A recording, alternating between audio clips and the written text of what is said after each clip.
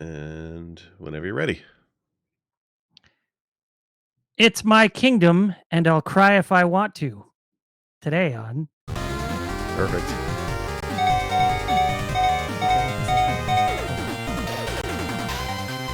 Do you want to do it over? Nah, it's Okay. Go ahead. all right. So yes, we are talking about Tears of the Kingdom tonight. It is myself, Werewolf, and I'm joined with Jake. How you doing tonight? Doing great. It's a great game to talk about this week. Yes, I am still not finished with it, but I'm like, I'd say I'm this close, but with all the stuff I still intend to do, I am probably way the hell over there. Right. It's a packed game. Like this is one of those 200 hours if you really wanted to type of games for sure. Just so much. I am probably at like 130 already. So I want to Yeah, say yeah. Breath of the Wild, I put it 185 by the time I beat it. Yeah, Breath of the Wild, I was around 160, I think, and then my wife put in 200 hours, but she was the type that had to take pictures of every single item because there's that album feature. So she saw Mm. this game has similar, and she's like, "Do I have to take pictures of everything I fuse, every combination?" Thankfully, no. Otherwise, it'll never leave my Switch. It, okay, so I don't want to get into too deep spoilers, at least this early in the episode, but I will spoil that damn album because I know what the reward is, and it's so stupid. What do you get? If you complete every photo in the game, you get a paraglider pattern. Well, I mean, And that's better it's than the golden turd from the Korok seeds in the first game, though, right? And you know what's but the crazy? paraglider is literally just like the little stamps from your Well, it's got like a skull and a flower and bombs and just all sorts. It's just a little pattern of like things that you would take photographs of, but so like what's crazy icon is version. I've not yet unlocked paraglider customization or dyeing of armor, nothing, because I skipped that whole part of the game. I haven't been there yet. That's how crazy, and I've beaten it as of today. Yes, I probably spent what I've been playing it for about a month now, maybe a little longer. 2 days I probably spent playing in Hateno, just doing all their stupid little quests and exploring it. And to be fair, like as the villages in the game go, I felt like that one had a lot more to do than most of them. Yeah, there's a few different side quests I heard that were there, like a mayor election and whatnot there. So it seemed like Hmm. a that's why I didn't do it. I think I knew it was there, but just I was so hung up on doing the shrines and really wanting to find all the memories and you know proceeding the story at least somewhat because I felt like my wife and I just did shrines for like a couple weeks, so we were kind of in the groove of doing all the story stuff while we're together, and so that's kind of we kind of glossed over a lot of the side stuff. So I've done a lot of the side stuff, but I still hit I think 140 hours. I want to say it's definitely up there. I I was trying to find how many hours my buddy put into it because he beat it well before me. He started playing when it came out, and I took a few weeks extra. I want to say he was at 160 hours when he beat it. Yeah. Let's see. Here's this. Oh, no, 250 hours is what he was at. Wow, he must have done Okay. everything then. Yeah, he showed me both of the playtimes together. He had Breath of the Wild at 275 and Tears of the Kingdom at 250. And I feel like I should mention that was just his Switch playtime because Yeah. for Breath of the Wild, he played through it originally on the Wii U. Yeah, I did the same thing. So he went It's yeah. back and played even more of the game than I Well, did my only time playing it. Like how wild of it though to think of pretty like the hardcore. Wii U was what 10 years ago now I think at this point. So you figure Wii U, Breath of the Wild, 10 years later we're playing the sequel, which still feels like not long enough, maybe too long of a time between the two Well, games to come out. no, Breath of the Wild was 2017. Okay. All right. That's when the Switch came out. Was 2017. Breath of the Wild came out like a week later. Right. I think it was something like that. Because I didn't have it right away. So I had pre-ordered like the collector's edition for that one. So yeah, I think it was a week apart. But yeah, it's been 6 years. And I will say, initially before buying this game, I was worried because it's the exact same, Hyrule that you had in Breath of the Wild, technically speaking.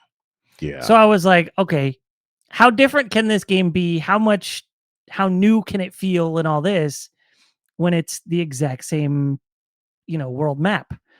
Well, they did a lot to the world map to where it does not feel like it you if you played through Breath of the Wild, you'll definitely, you'll go through places and you'll be like, "Oh yeah, I remember this and this is how it's changed. Holy moly."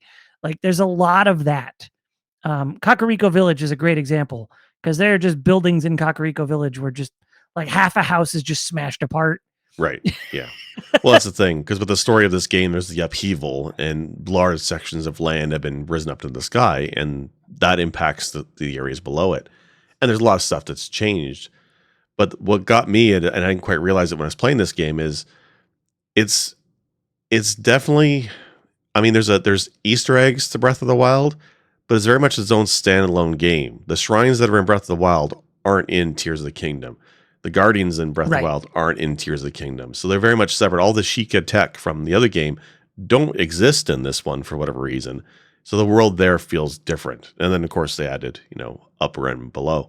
So it definitely feels, although it's the same land mass, they've done enough for it. It feels quite different. Like the best part for me was the mazes, the square mazes there's three of them I think in each corner of the map.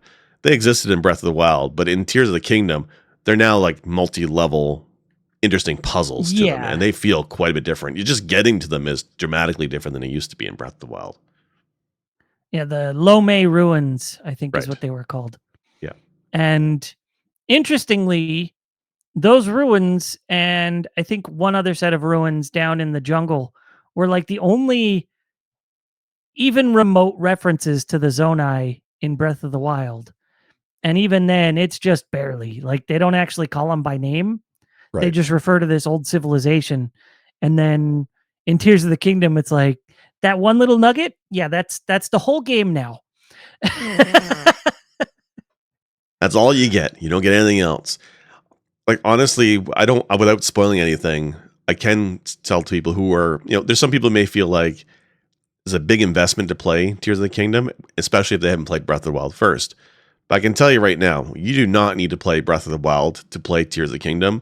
You're missing literally nothing. To me, Tears of the Kingdom, Yeah, and we'll like talk about it, feels like it replaces Breath of the Wild in every possible way. Like there's just no story connection between the two at all, except for like the occasional yeah, Easter egg, right? it's it's like it's canonically like I don't know, 6, 8 years later, something like that, Yeah, because there's a and the way I'm basing the timeline is there's, a Gerudo woman and a dude from Terrytown that you sort of help get together in Breath of the Wild, and in right, Tears of the Kingdom, they have a daughter who's just hit the age to where she's supposed to get taken off to Gerudo to finish growing up.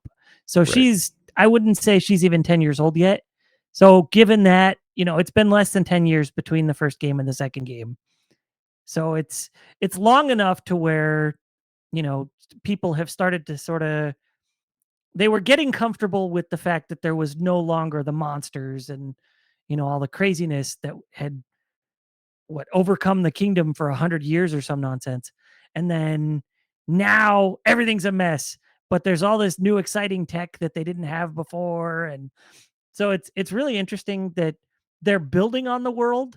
You don't need Breath of the Wild to enjoy Tears of the Kingdom by any means. I will agree with that. However, if you want to play both, definitely play Breath of the Wild first, Yeah, because it's going to feel like going backwards if you play Tears of the Kingdom and then Breath of the Wild in terms of mechanics, ease of use, just a number of things, while not dramatically changed, were given a quality of life upgrade, right?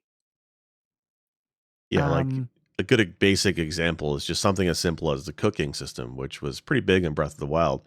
But it became very tedious having to pull out the ingredients one by one and then dropping them in a cooking pot every single time. Tears of the Kingdom, they give you a recipe book. Makes it a lot easier to do the same recipe where again is and that? again. Dude, Where is that recipe book? in your inventory, when you have an ingredient, there's a button that says recipes, and you click that button and it pulls up the book of recipes that use that ingredient. You didn't Oh, use that? See, that's why I love this freaking game, because it's full of shit like that. I've It's been it's it's cooking much like Tunic, everything right? item Where it's by like you have two item. people playing it and have completely different ways of going through this game. Yeah, the recipe book was great. I was So like, it's I feel like I've seen this. I see screenshots of it in articles and stuff. I'm like, where is this recipe book? I can't find yeah, it. That's how no. I accessed it. Okay. It's good though. Well, also before we started It's fine. I the don't cook anything anymore except for a single hearty item because then oh it heals everything plus 1 or 3 or 5 or whatever. So I don't even bother with anything else anymore. Oh, I cook dozens of meals. Before I beat the game, I had to get a bunch of food together. It was crazy. Um, what was I going to say? Like the mechanics are different, right? Like I know in Breath of the Wild you had four abilities, right? You had cryo to make ice pillars, which whatever. You had a bomb power, throwing bombs, and then you had Mhm. stasis, I think it was, where you could You freeze had something stasis, and then knock it a few but you times. also Yeah, and you had magnesis, right. which let Magnesis, you maneuver metal items. right. And then Tears of the And Kingdom, then in you have freaking yeah, in Ultra this, they Hand, took which is away your everything. bombs. They took away the bombs. Yeah, Yeah. they took away your bombs, and then they're like, "Here, instead, you can just find bomb flowers and stock those up." So instead of infinite bombs, you do have to come across them, but they're not. I don't think I've ever hit 0 since I found them, and right now I've got like 70. So Well, you can also buy them. There's a statue that will sell you yeah. various items, and I just stocked up on the currency he needs, and Oh I bought a right, bunch of them. Yeah, I forgot about those. but like I I was was playing through the using those game, to buy the outfits they sold. right? So like I was playing through the game expecting to gain an ability to throw bombs infinitely. I thought it'd be like something you unlock later on, but nope. You finish that whole game with nothing but bomb flowers. I mean, you don't really miss it. Like you said, you get a lot of those items, and there's other items that are also useful that kind of can take the place of bombs as well. So, but I was Yeah. expecting it to be more like the old game where you just have the power to throw bombs, but nope.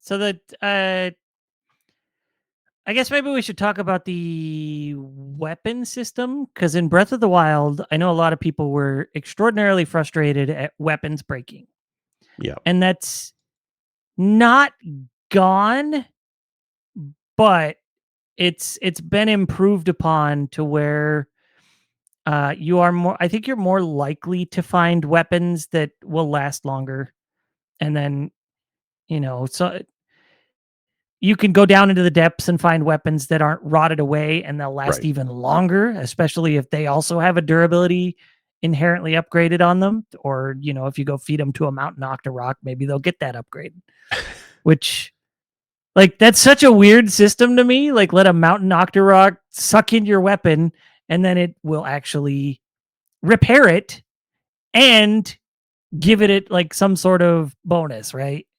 I feel like that was something in the first game that might have been accidentally coded in, but for the sequel, they were like realized people use it a lot to repair items and figured why not just go all out with it and make it a thing? Because yeah, that is a very interesting system. Um, Yeah, I I will, don't know. I didn't even know about it in the first game. Like I yeah. didn't. I just kept numerous weapons on me at all time, and that's how I treated this game for the most part. Is just always make sure I have the good stuff, right? if I've got a weapon that's not as good as what I just found, well, that one's staying here, and the one I just found is coming with me. So I will say in Breath of the Wild, I'm one of the ones who hated the weapon durability system. I could not stand it. I felt weapons broke way too easily. And a lot of the weapons you came across were unique, right? And it was very difficult to get replacements for them. So I hated it. And once I got the Master Sword, I basically didn't look back. But in this game, I don't care because a good weapon is literally a stick you find on the ground and some random item in your inventory. Like you get so many good attachments in your inventory that you can fuse with pretty much anything. and have a workable weapon to build to kill a boss. I never had an issue Yeah. with any of the bosses in this game except for the final boss. Like I did not die once to a dungeon boss, for example. And just weapons were plentiful. Like you just made them constantly, and that's once you got into that mindset. I didn't even go around carrying hammers because you use hammers to break boulders in this game. So I was carrying a few of them just in case. But after a while, they realized whenever there is something you can mine and break, odds are they give you boulders nearby that you can turn into hammers. So I didn't even bother carrying them anymore. Yeah. Which I tend to keep 1 or 2 on me, but I also have, like, I wanna say 14 weapon slots. Yes. So, 1 or 2 is not a huge deal. And I've been meaning to upgrade that because I found a lot of Koroks who just were being lazy and needed to get to their buddy. So, so I do love that. So I did not care for the Koroks in Breath of the Wild because it got kind of samey and kind of boring. In this game, Yeah. they're most the same, but there are a few where where a Quark wants to find his buddy, and you do have to actually manipulate and move him. The once I realized I could take a horse and I could fuse him to the rack on the horse and just drag him across as I run to his buddy, game opened up for me. I loved the game, so I kind of got over that. I found one I found one last night where I was at the top of the hill and he wanted to get to his friend that was down at the bottom of the hill. So I just picked him up and dropped him and let him just tumble down the hill. And I was just gliding alongside him. Like if I was running, I was about keeping pace with him. It was great. We were just cruising down the hill. Every once in a while, he'd be like, "Oof," Don't complain. and then he narrowly missed his friend, and he was just zooming past the tent. And I was like, "No, I gotta talk to the friend before I gotta go collect him," because he was like, "There you are." My wife, when she was playing, there was one where you had to get him across a raging river, and she dropped him off a raft. We didn't realize at the time that you could actually fuse him with Ultra Hand to a raft so he doesn't fall off. So Mm. we were just lightly putting him on things and trying to build vehicles for him. And he fell off into the water and just went with the river, like just gone. Like we just lost him. I don't know if he respawns.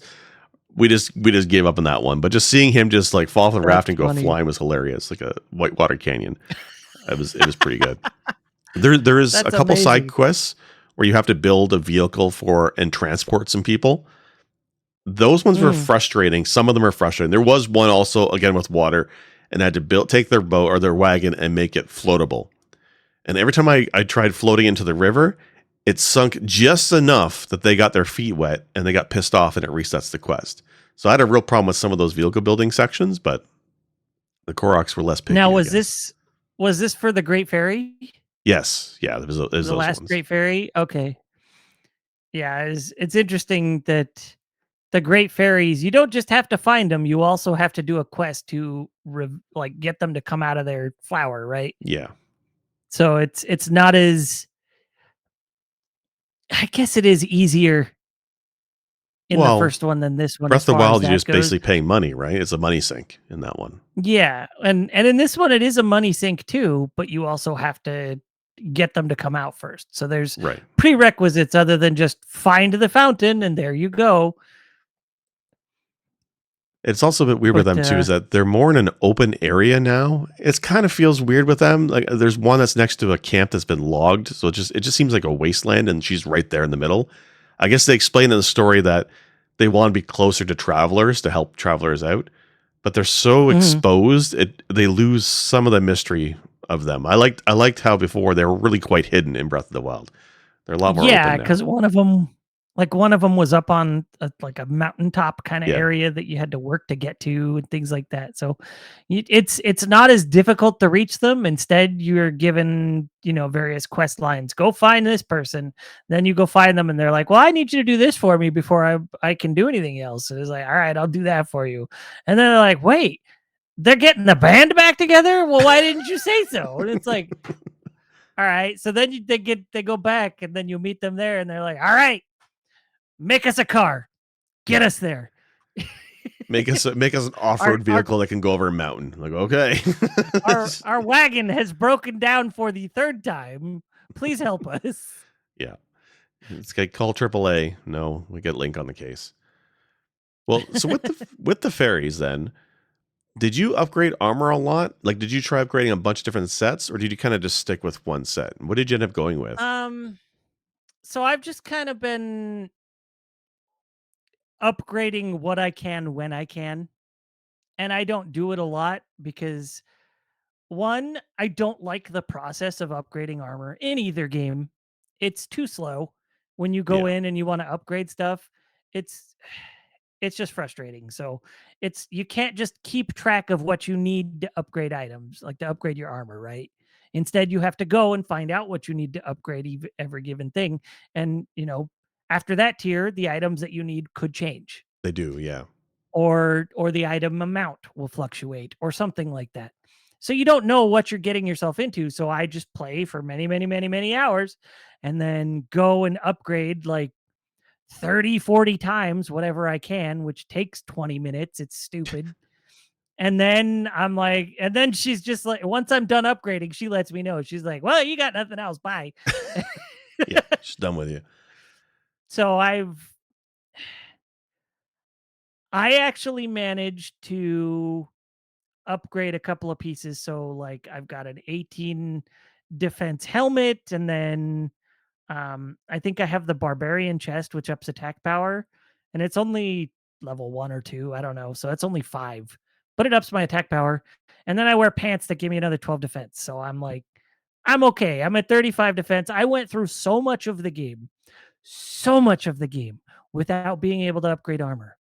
Like that point of the game, and we'll come back to this in a bit when we're a little more comfortable sharing some spoilers, but the point in the game I told you about, that I went and did the thing well ahead of when I was supposed to, Right. I was wearing base tier armor. I had 8, 9 defense. That's it, maybe. Yeah, that was me for most of the game as well. I didn't bother until I started going in the underground sections. That's when I started upgrading my armor. I ended up going with I managed to stumble across Fierce Deity Mask, which gives you a nice bump to your attack power. So I was using that. I was using the chest from the underground that lets you glow, so you can see underground in the chasms, which was really useful. And then I was using Zone Eye Pants because it gave me a boost to the battery.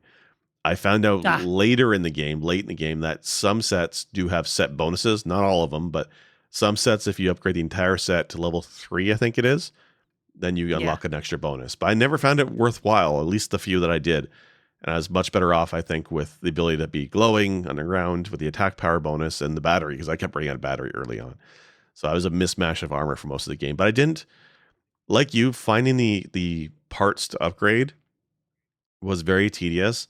The Fierce Deity set, I ended up getting the set, but to upgrade the entire set was ridiculous because you needed dragon pieces, and it was you basically needed all 3 dragons, all the different pieces, and to get all that would have taken Oh, me wow. forever. So I just stuck with the helmet, and I did that one to level 3, I think it was, and I didn't bother going further than that. So I don't think I maxed out really anything, to be honest with you. It was just too much of a time sink. Yeah, I've got a few pieces that are tier 3.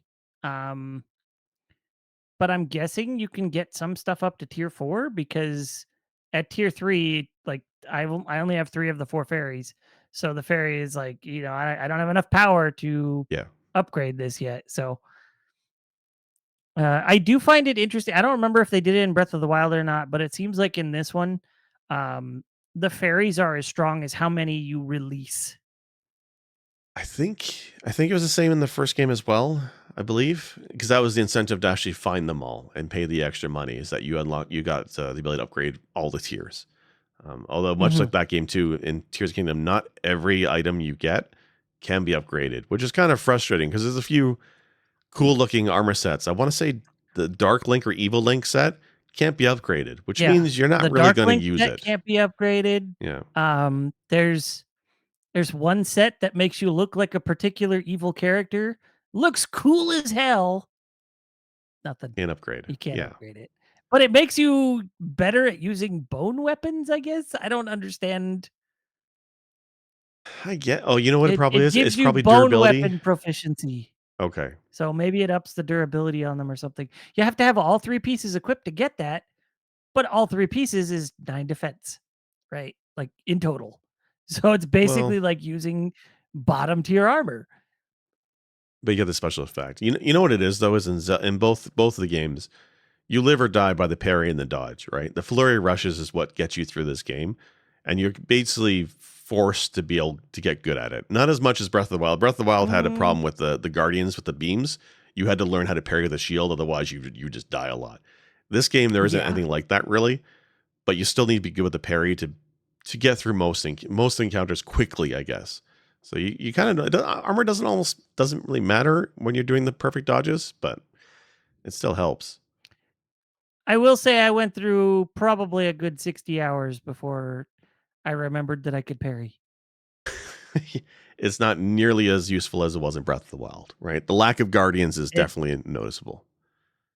mhm. It does help. Um, so in Breath of the Wild, another big complaint was the lack of dungeons, right? The divine beasts, for all intents and purposes, were the dungeons of the game. And they didn't feel like really good dungeons. Approaching them and then having to sort of be instanced into them, it felt very disconnected from the game. And then, like, for some of them, like, they're either wandering around the mountain or, flying in the sky or whatever they're doing, and so it feels weird and disconnected, but it also doesn't feel like a proper dungeon because 'cause they're pretty small, Yeah, compact, I guess I should say, um, and there's not necessarily a ton to do in each one, and the dungeons in this game feel like I mean, they are part of the world, they're not instanced anymore, right. And they also which look I love. dramatically different than the Divine Beast used to. Like the one Divine Beast is hard to tell from the other one. Like the bosses, even for the most part, Yeah. look very similar. Whereas in Tears of the Kingdom, they're thematic, right? We're okay talking about the dungeons. You think?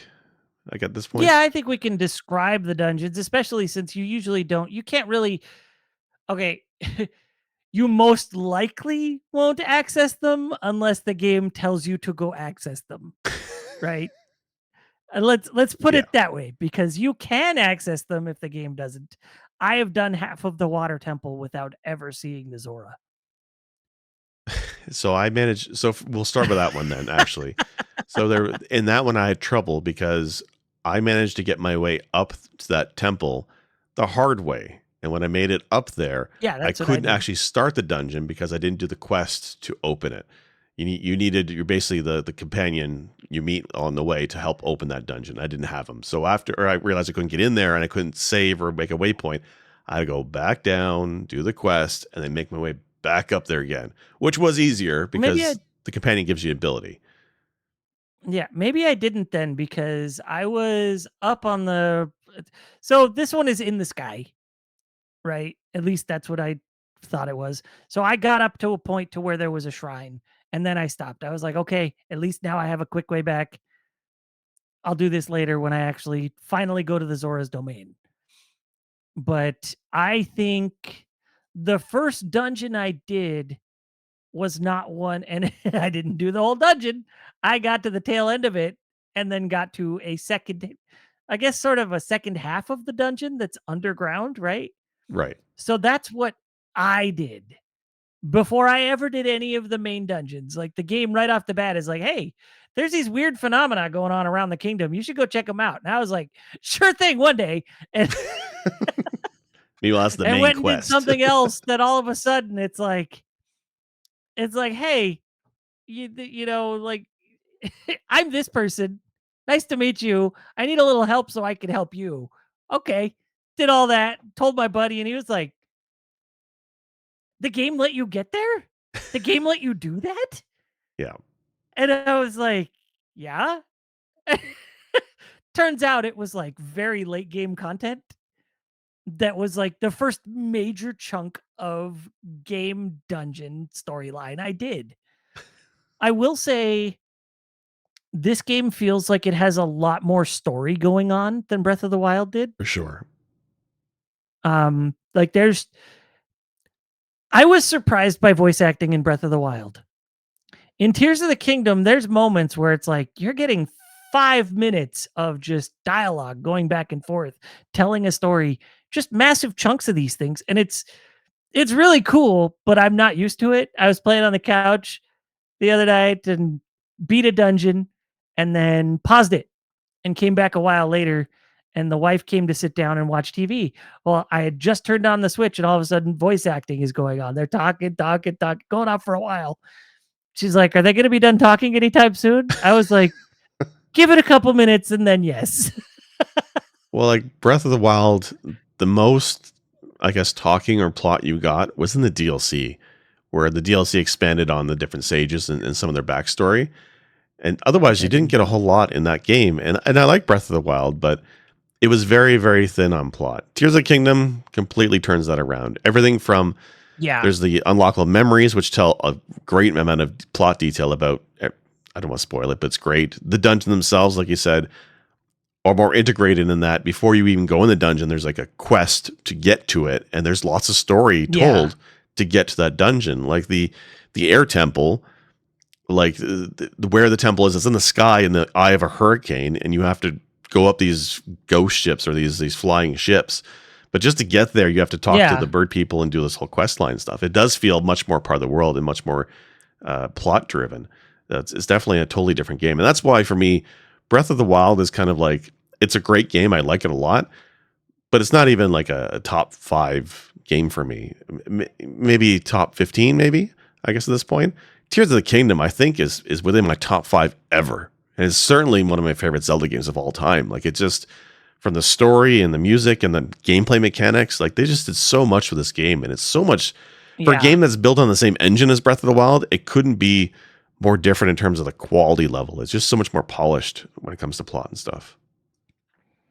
yeah, and it's it's just so cool playing this and seeing how they evolved from the first game.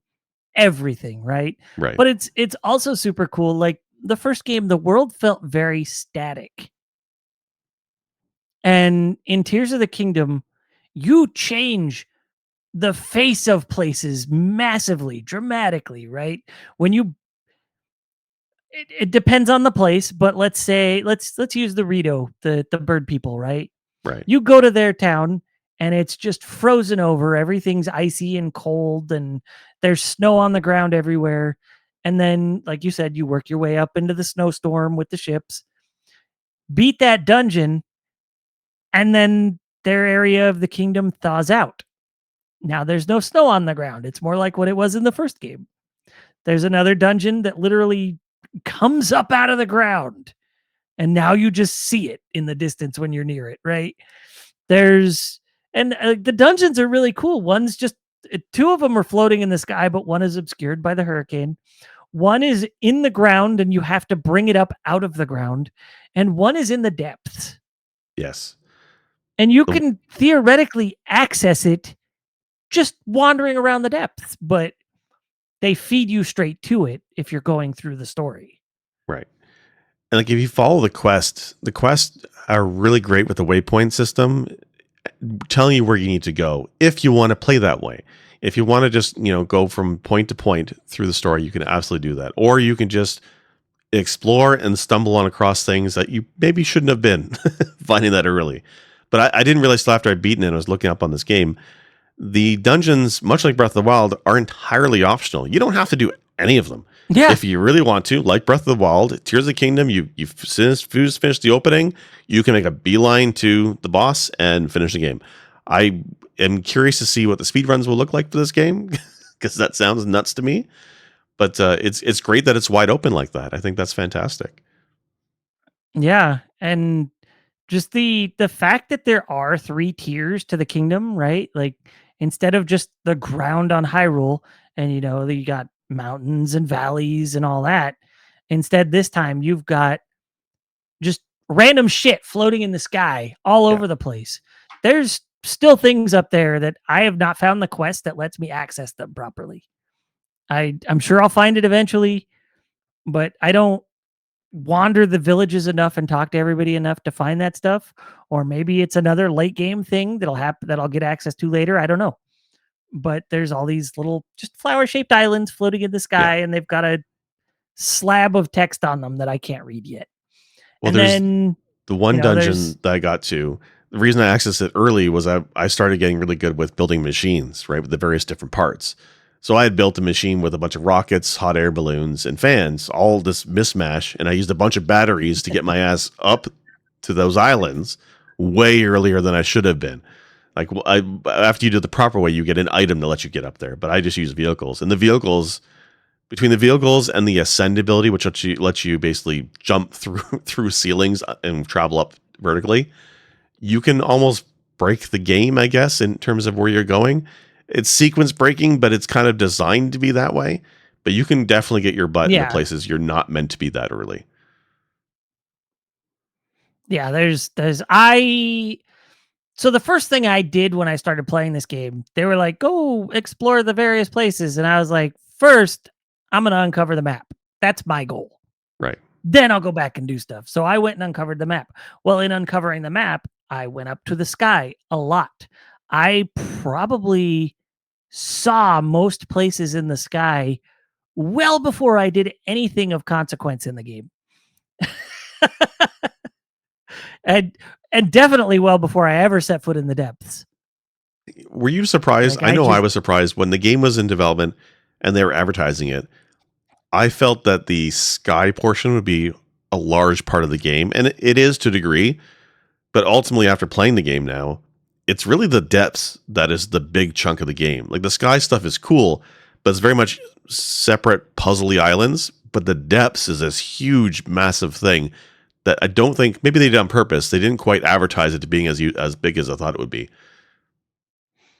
well this I I did think it was going to be a big chunk of it. I was getting vibes of like Skyward Sword. Right. So like, the skies over Hyrule of Breath of the Wild is what this game was going to be. That's what I thought. And it to a degree it is, but after playing through a good chunk of Sonic Frontiers and then firing this up, it felt a lot like Sonic Frontiers where you just see islands and weird shaped stuff floating in the sky and you're like, "How do I get there?" That's what I want to do now. And that's one of there's a few reasons I don't go into the depths a whole lot, at least initially, and I don't have a ton of it explored. But the reason of the depths is like as soon as you like leave the starter island, you come across a camp where there's a chasm, and you step near it. I accidentally wandered through the goop, not realizing what it would do to me. I was just like, Yeah. "What's this?" And wandered through it. And one of the NPCs was like, "Hey, dude, don't walk through that. That's gonna suck." All right, I won't walk through that. And so that's one of the reasons I didn't venture into the depths for a long time. And then that one place that I went way too early in the story, as far as the story is concerned, it was still like 30, 40 hours into gameplay. So it was stupid long before I got there. Right. It trivializes all the gloom of the depths. And I don't like when I'm exploring the depths, I don't bother with glowy stuff. I use bright bloom seeds and arrows. Yeah. Just launch a bright bloom seed into the darkness. That's where I'm headed. Let's light it up and see what I can see. And then I go that way. And it works great. Like that's how I explore. Also, the dragons help a little. If you're right by a chasm and you see a dragon headed into it, hop on, loot it on the way down. And then once you're Yeah. down there, you can sort of figure out where do I want to go from here because you're in the depths, the sky of the depths on the dragon. So it It helps. was it was late in my playthrough where I actually realized the dragons go underground. I didn't realize that for hours into the game. It wasn't until I was trying to get the pieces for my armor upgrading that I realized that. So it's kind of funny. I definitely did the Oh, seeds and the arrows, or just throwing the seeds in the ground was enough to trigger them. But what was getting me is if you're in the pitch darkness and you're just walking for a span, I was falling off cliffs in certain areas, and I got tired of falling off cliffs. So I wanted the mm, glowy armor just so I could see my feet, so I know it wasn't going to fall into a pit. But eventually, what ah, I just started doing was just a sled with a bright bloom seed on the front, and it's basically a spotlight. And I would just travel the depths doing that. I did a lot of that. Once the parts become less harder to get, and you have auto build later on, I was just building that sled explorer vehicle every time, and that was how I got around. yeah. And it's funny because you can put like a large bright bloom seed on whatever contraption you're building.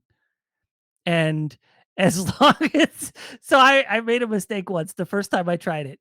I put together this whole device with wings Yep. based with a wings based, the bird shaped platform glider, and then put fans on the back. I put the steering stick on it. I think I even had a rocket on it, like to get it started, right? And it's on a cart so that it could glide off the ground like easily. And I was like, okay, now I'll put a bright bloom seed on the front of it. Shoot it, bright bloom seed on the nose, and I watched it fly away and light up what it was going off into without me. That's well, oops. There was a lot of great stuff with the that just emergent gameplay with the vehicles in the building. For me, it was I wanted to reach a sky island, and I ended up taking rockets from my inventory. I only had a few at the time. I strapped into the thing I had near me was a rock, so one of the falling rocks. Strapped the rockets to it, put a fan on it, and I thought surely this would get me up there. All it actually did was spun in a spiral and threw me off, and basically I died. And of course, when you reload, I didn't have anything, so I lost all the items I used to build it, so I couldn't get up there again. But just the experimentation with the various items, and there's so many of those Zonai devices, like just everything from Yeah. just stabilizers and beam emitters and flamethrowers, and just there is so many pieces to this game, and it's been wild looking at what I build and the caveman Flintstone style vehicles I build, and compare it to the mechs and the infinite energy flying machines that people build on TikTok. Like there's a Reddit called Yeah. Hyrule Engineering, and the one guy built a Hmm. self-stabilizing mech, like literally bipedal moving mech, and he uses stabilizers. Or the one guy is using cooking pots. You can get Zonai cooking pots. They also can be used as ball and socket joints. It just and Nintendo designed this on purpose. They knew what they were doing when they're building the various pieces. But even the most basic of parts you think is very simple has many uses when it comes to building devices in this game. And it just I wish I was smart enough to take advantage of it instead of building what I build.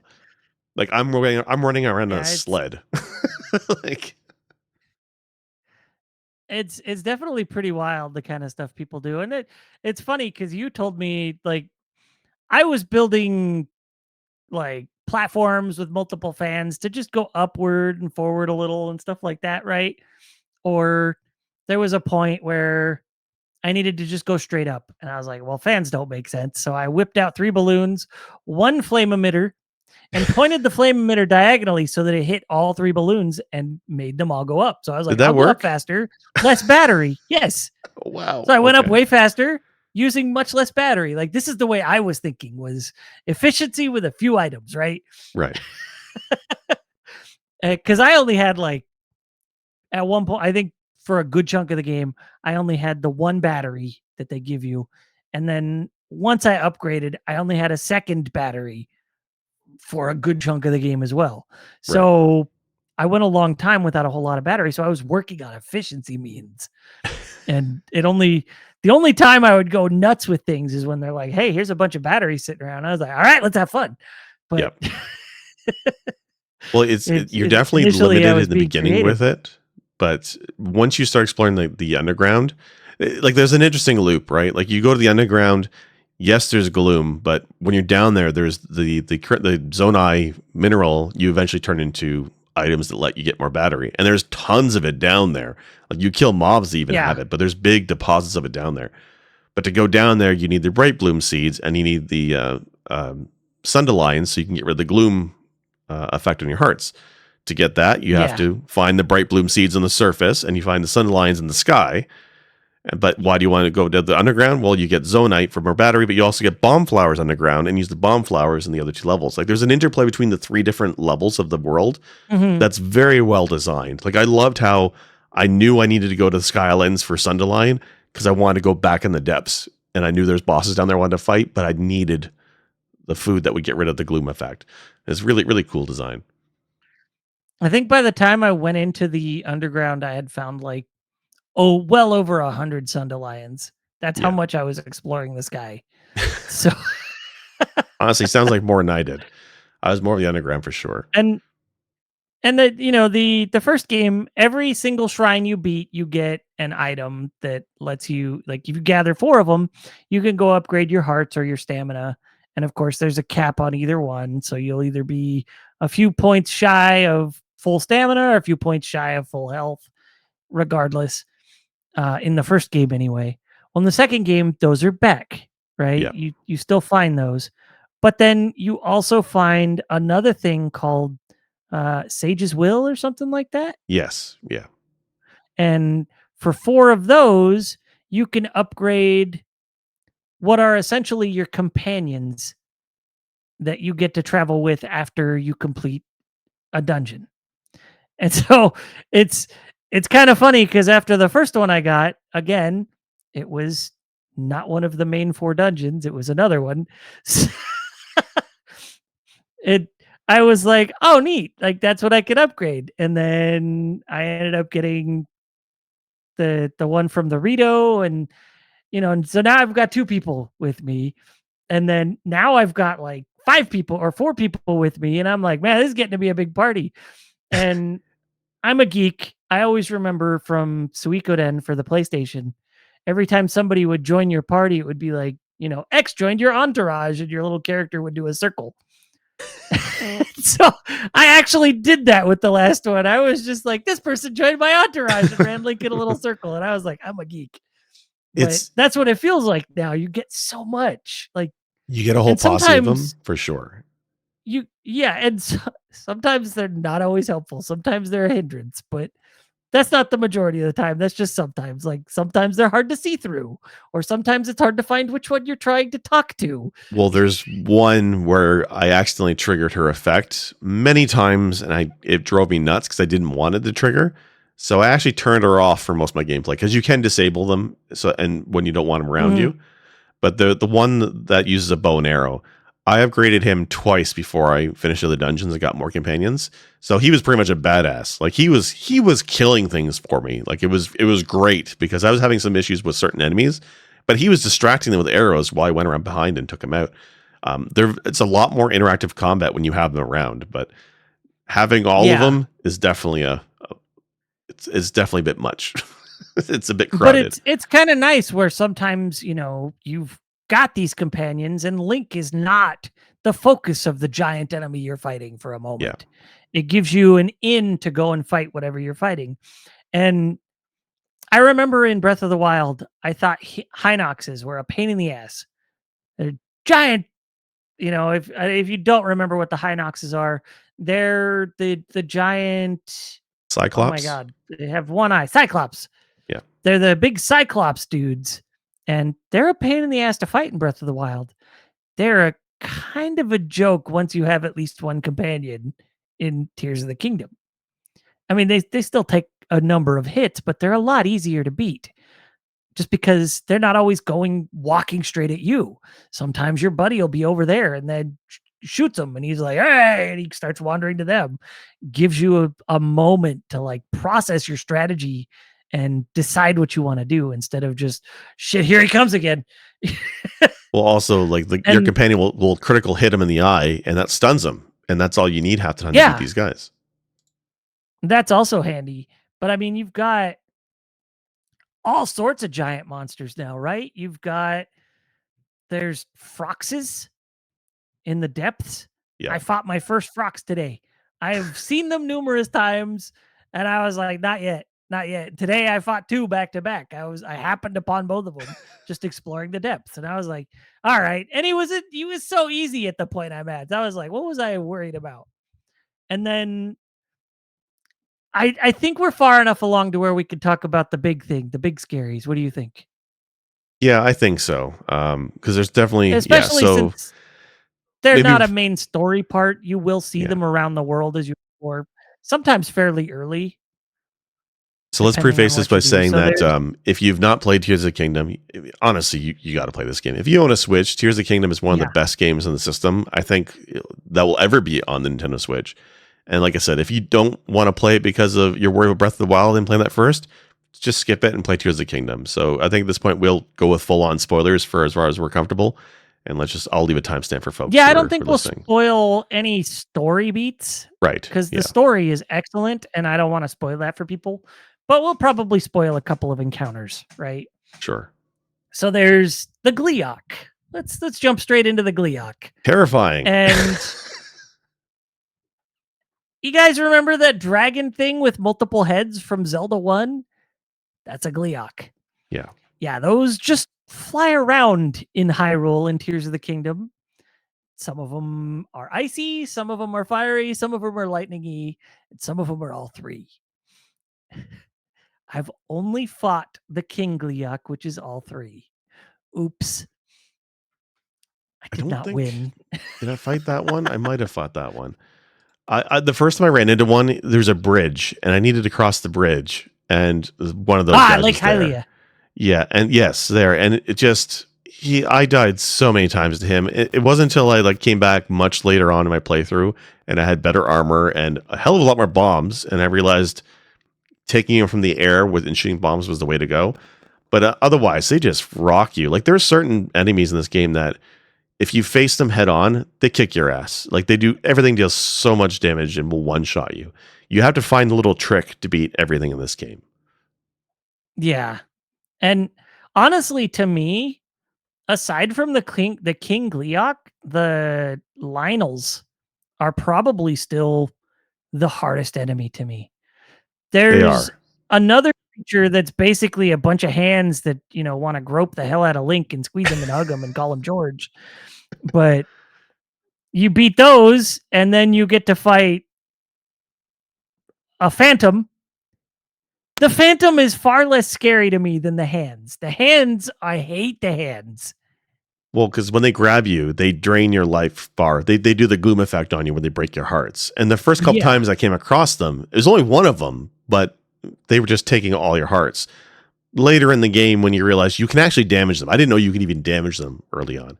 But once you realize how you can beat them with arrows from a distance, it's not so bad. But the first few encounters with them is really rough. Well, the first one I found, I didn't get to encounter it. I I was there's these ruins on the cliff over Terrytown, Okay. like the old ancient castle that's broken apart. I was exploring that, and all of a sudden I see this little puddle just cruising around in the distance, and I just noped. I was like, I'm gonna go up the cliff, up the hillside here, or up the building, and get off the ground and see what the hell that was. And I turned around and looked and saw it disappear around a building, so I jumped over to that building and looked for it. And by the time I found where it had gone, it was dead. It had just left items. And this thing apparently just dies from time to time. And I don't know why. I think it's the day night cycle. I think they die in sunlight, is what it is, I believe. See, there are things about that that make me think that that's not the case because I've had it happen in a cave. Oh, really? Disappearing? Yep, it just Um, done. Interesting. I don't know. Maybe So there's a time my, limit on I them, but I've posited had a them few stick around for a ideas. while. But yeah. I've had them stick around for a long time. I posed a few ideas as to why it might happen to my buddy, and he shot all those down with his circumstances that he's experienced. And he had ideas that I shot down because of my experiences. So we don't know what the hell it is. The best I can figure is if it's really focused on you, but it can't reach you for a while, it just gives up and dies. But then Okay. even then, I had a situation where that didn't happen because it was on the other side of a gate from me and Right. trying to kill me, and it couldn't for a long time, and it still just hung out. So I really don't know what causes them to just randomly die on their own, but Well, they do. because one of the mazes, I encountered a group of three or four of them at the maze, and I just climbed the wall up a ways, and they couldn't touch me, and I just stayed there. I'm running out of stamina, so I just stayed still, and they didn't go away. So, but I figured it was Mhm. because they were in the shade. There's no direct sunlight. That's why they weren't despawning. I thought because I've had them before where they chase you on the overworld, but when the sun comes up, or maybe it's because I was running away from them a certain distance away, they disappeared. But they do die because I came back and I found the items that they drop. So I'm not sure Right. how it But works, if but but if they just die on their own, you don't get to fight that phantom, and the phantom has the good loot. there's more than one of those? The hand things? No, okay, there's many hand things, but the Phantom Yeah, encounter, so this is spoiler territory. So it's if Phantom you Ganon, yeah, right? So there's a yeah, Phantom it's a Ganon fight. phantom of Ganon. Right. So there's one area where again, we're in spoiler territory. You go to the Deku tree, And the bottom of the DQ tree, there's a bunch of hands, and when you kill the hands, you end up a fight with Phantom Ganon. That's the only place I remember fighting Phantom Ganon like that. Well, I guess I there was found one more. one. Every single pair of hand, every well, pair. They come in sets of 6. Uh, every single set of hands I've killed, like actually killed, and didn't just let die somehow. Since then, has resulted in a Phantom Ganon, Really? I didn't know that at and he all. and the Phantom Ganon drops really good loot. Like he's got a Right, bow and arrow that the more hearts you have, the more damage the bow and arrow does. He's got a big ass club that's just it hurts. It hits like a truck. It's like 50 damage before you do anything to it. He's got a spear, 40 damage before you do anything to it. He's got a right, sword, 42 damage before you do anything to it. These things all hurt and hit like crazy.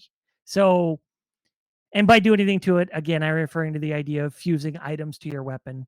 right, Because, like, if you stick a diamond to your weapon is going to do whatever damage it did plus 18, I think, something like that. right. Because So, some of the items that he gives you are cursed, and it deals gloom damage to the holder. Because my wife was laughing with me because I got those items, and they're really powerful items. But if you hold them, you take damage. So what I was doing was I was fusing those weapons to a stick or another to the weapon. end of another weapon. Yeah, so I had Nice. massively long pole arms. Like it was so huge it clip in the ground. But I got a hugely powerful weapon that didn't have any side effects. So there's two of these Phantom Gans I fought. One was underneath the Deku tree, and one of them was in Hyrule Castle, I believe it was. I thought the one in Hyrule Castle was like a legit boss. I didn't realize there were more chances to fight this thing in the game. That's Yes. wild to me. You kill the hands, and I don't know if it's always or if it's after the Deku Tree thing, but Interesting. you kill the hands, you get to fight Phantom Ganon, and I feel like Phantom Ganon is your reward for surviving that mess, because the fight with Phantom Ganon is very easy to time what's happening, it's kind of Yeah, fun, and the rewards are great, whereas that thing is just a mess. yeah. I don't even remember what it's called, but and this game throws all sorts of wild enemies at you that sometimes you forget about after a while. There's early on, I'm wandering along the countryside, and a tree woke up and started chasing me. I don't think those were in Breath of the Wild. I don't think so. No, I don't think they were. I So think those are new. I was just like, what the hell is that? So I started setting it on fire. They were the only reason I kept an axe in my inventory for the longest time because the axe would basically take them down really quickly. They were the main reason I kept an Mm, axe. gotcha. Yeah, any big sword will take them, make swift work of them, though. Yeah, As long as you don't have an item on it. Like if you take a big sword and throw a boulder on the end of it, it's not going to cut them down very well anymore. But that's pretty wild. Yeah, there's a lot of cool enemies in this game. Well, I guess we're in spoiler territory. The difference between this and Breath of the Wild. Breath of the Wild, we said the Divine Beasts were very similar thematically. It was the same tile set. Bosses, although different, they're basically iterations again, and so they looked very much the same. But in this game, each of the dungeon temples, wildly different themes, but the bosses are all completely different, and they're all really cool. yeah, Like they one are. is basically Like, like a moth type creature, and there's zombies involved. Another one is a flying caterpillar centipede type thing, I guess. But it I basically called it a ringworm. a ringworm, yeah. So you basically have to fly through the air to take shots at it with your bow and arrow. It's a really fun fight, very dynamic fight, Yeah, the but it couldn't be fights are more different than the very, rest of the bosses. Yeah, yeah, like that was the thing in Breath of the Wild. Like the dungeon, all the divine beasts, once you were inside them, they felt very samey. Like, okay, yeah, this one is cold, so you need to wear warm armor. This one is hot, you need to wear fire armor. This one is lightningy, so don't use a whole lot of metal, right, stuff like that. Whereas this one, the dungeons feel like it's not just a gimmick, it's actually the dungeon. There's puzzles to solve, there's things to overcome. It's actually it like you said, it feels very dynamic, not just for the boss fights, but for actually exploring the dungeons. Like the Goron dungeon, you're just you're flying around on mine carts all over this dungeon trying to navigate it by figuring out where the tracks go, right? It's not it's it feels like a weird take on what we used to get from Zelda where you go through the door. What's on the other side of this door? No, what's on the other side of this mine track? You know, Well, and it was it neat was pretty because wild. I got stuck in the Goron dungeon with the minecarts. There's a few parts I couldn't figure out because much like like Breath of the Wild, you have to find these terminals to unlock the central part of the dungeon. Tears of the Kingdom has that to a degree. They call it different things for each of the dungeons, but there's some that I couldn't get to easy enough. I couldn't figure out how to get to it because it's like the Goron dungeon is very 3D, very much a 3D space with multiple levels Mhm. to get to the terminal. But lo and behold, you have the ascend ability, which basically lets you cheat by going to the floor and popping up where you want to or you try to. So I spent a lot of the Goron dungeon trying to sneak my ascend ability into nooks and crannies to try and find I did that those too. terminals. So because there's a few I just couldn't be bothered to do it with the mine carts. I got too frustrated. So I used ascend to cheat my way through some of it. It was a blast. It was fun. Like I remember there's one section I got to the top of it and I was way off to the side of the dungeon and I had to like coast to get to the tower, and then I ascended halfway up the tower to get to the thing. It just it felt like the wrong way of doing everything, but it was so fun and so satisfying to beat the dungeon my way instead of Yeah. doing the The by the book way.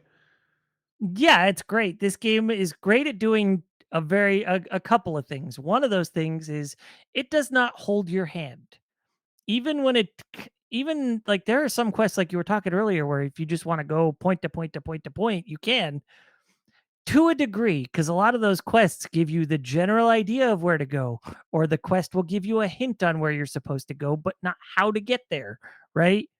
Like getting into the Korok Forest, the Lost Woods, whatever you want to call them. I took some time to figure out how to get in there. It Were you like and me? then Like once you I realized the path, I was like, "Oh, I'm dumb. Okay." well, so because the way I did that in Breath of the Wild was I'd carry a torch, and then you'd look at the direction of the flames in the torch, and that's how you got through the maze. But in Tears of the Kingdom, you try that and you get nowhere because you're supposed to go underground and then come up, right? The Yeah. pairing of the chasm underground with the above world is really cool. In fact, like when you were exploring the chasms, the underground, there's certain and you'll know it when you see them. There's certain like areas that when you walk up to it and you ascend through it and it takes you to the surface, you're like, aha! It's like aha moment. Like you realize how connected the surface is with the underworld. Like it's even to the point Yeah. where the light routes, which are basically the equivalent of towers in the underground, and they light up a large section of the underground. Each of those light routes corresponds to a shrine on the surface. In fact, the Yeah. names of the light route and the shrine are the same; they're just reversed. So like that, once Yeah. I realized that connection, and I was exploring the underground, anytime I found a light route, I would mark on the above ground where it was because there's a shrine there that I was probably missing. So I was mapping things as I go, whether it was above or below. I was mapping the other side because I knew they were connected. I thought that was like great. And yeah, they don't make too big a secret of that either. It's pretty early on when you start exploring the depths that they're like, "Hey, these light routes seem to line up with the shrines on the surface." So Yeah, that was kinda cool, and even then, like, it didn't really click with me right away. My buddy had to, like, explain it to me, and then I was like, "Oh, okay, that's what they meant." And I don't know why I was so dense about that. Maybe I kinda skipped through that text too fast or something, but yeah, it's really neat, and then, like you said, finding shrines can sometimes feel like hell. But when you're underground, you find the light route corresponds to the shrine. Or if you're underground and you're looking for the light route and you found the shrine that's there, it's like, okay, this is where I need to go. And it's so convenient. You can go down into the depths from right where the shrine is, plunk a stamp, one of the bright color ones that acts as a beacon, right. go into first person mode and find where it's at. And sometimes you got to do a little scanning because sometimes it's up high and you don't think it will be, or you'll just see the top of it over a cliff or whatever. But it's usually easy to find where the light route you're looking for is if you do that. Yeah, and I had to because I know there's a shrine detector thing you can unlock for your tablet.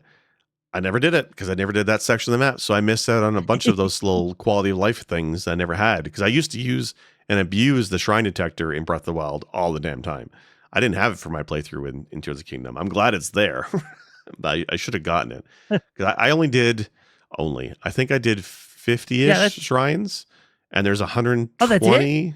I only did 50 because I was just mostly just Mm, mainlining it with the story with my wife. So there's okay, tons of so shrines I missed.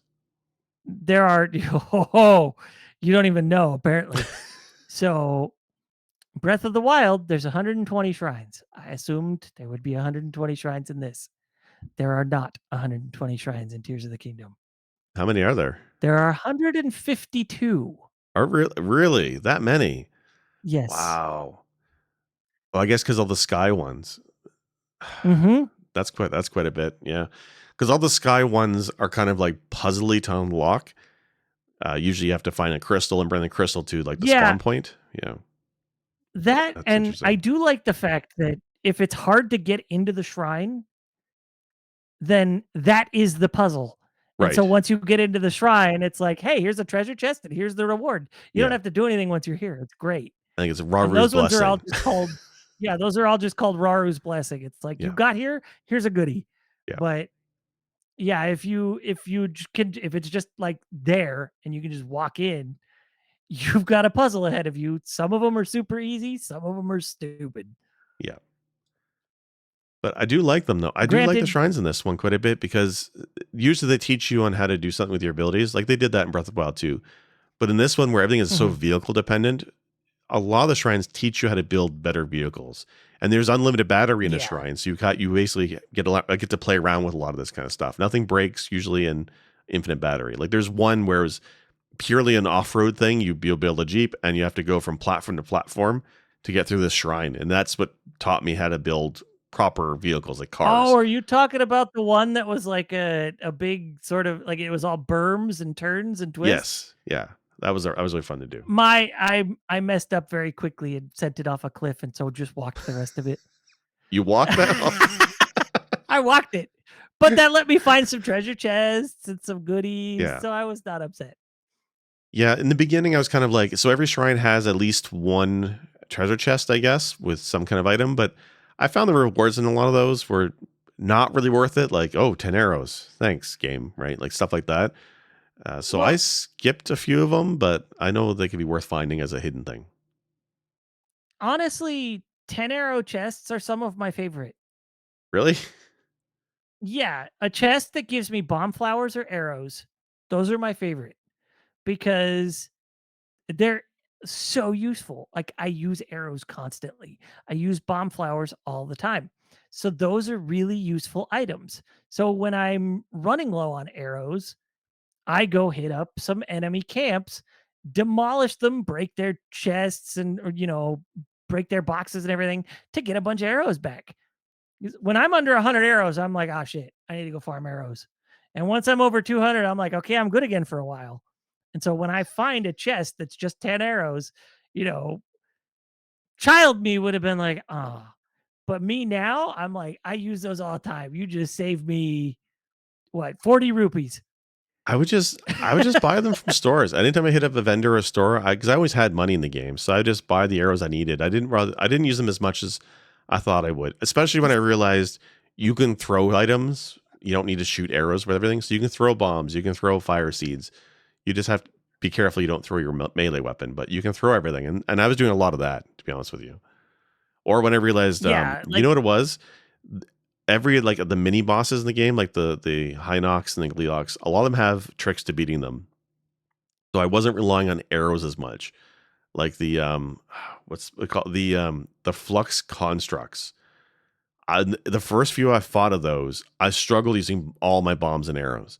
And then I realized if you use Ultra Hand, you can literally take it's like basically it's a flux constructor box is a box of a boss of boxes all animating together, and you can Ultra Hand each of the pieces off his body. And if you take his feet off, he can't walk. You take his and he can't stomp attack you. You take his hands and he can't punch you. So you can de-arm him and de-foot him with your abilities for free. And then you do enough pieces, take enough pieces off of him, and he falls apart and you hit his core. So after I realized that, they were easy. So that's how I was beating those. But by that look, I'm assuming I you do did it the find hard them way. I do find them very easy, but I never figured out I could do that. Yeah. It's I just I wild. do the I do the proper, wait 'em out strategy where you knock them down. Like I shoot them with an arrow with a bomb on it. So that way when because the the flux construct threes are like, nope, it's not there anymore. It's here now. Nope, it's not there anymore. It's here now. So I'm like, you know what? Bomb wherever you're putting it, it's getting hit. Then I jump up on him, smack the crap out of him till he breaks apart. Jump down, smack the crap out of that, and then it's like, all right, now I'm a floating platform. And so you got to do the reverse time thing to get up onto him and stuff like Yes. that. Like that's what I always do. I didn't realize you could take pieces of him away from him like that. Yeah. So while he's together, I knew you could take those parts from him, but I thought it was Yes. when they were all broken apart because I would use some of those pieces. But wow. Well, yeah, because when you beat him, you get the core, which you can't carry in your inventory, but you can immediately fuse it to a weapon, and you basically get a really awesome weapon for a while. Yeah. The taluses in this game are the same thing. You kill a talus, you get a talus core, makes a really awesome weapon. For the Yeah. taluses, there's these battle taluses. So it's the giant rock golem things. They're huge, and the battle ones have a wooden platform built on top of them with a bunch of the goblins. You can just walk up to between his legs and ascend through that all that shit, be on top of Yep. it, and just whack at the core. Makes it couldn't be easier to beat those guys. But it's one of those things where you're playing the game, but you have to constantly remind yourself you have Ascend, you have Recall, you have Alter Hand. You have to use all the abilities because they're basically in game cheats to do things easily. And when you don't use them, Yeah. you're kind of crippling yourself. Mhm. So there's a lot more at your disposal than just a weapon that can break and having to parry.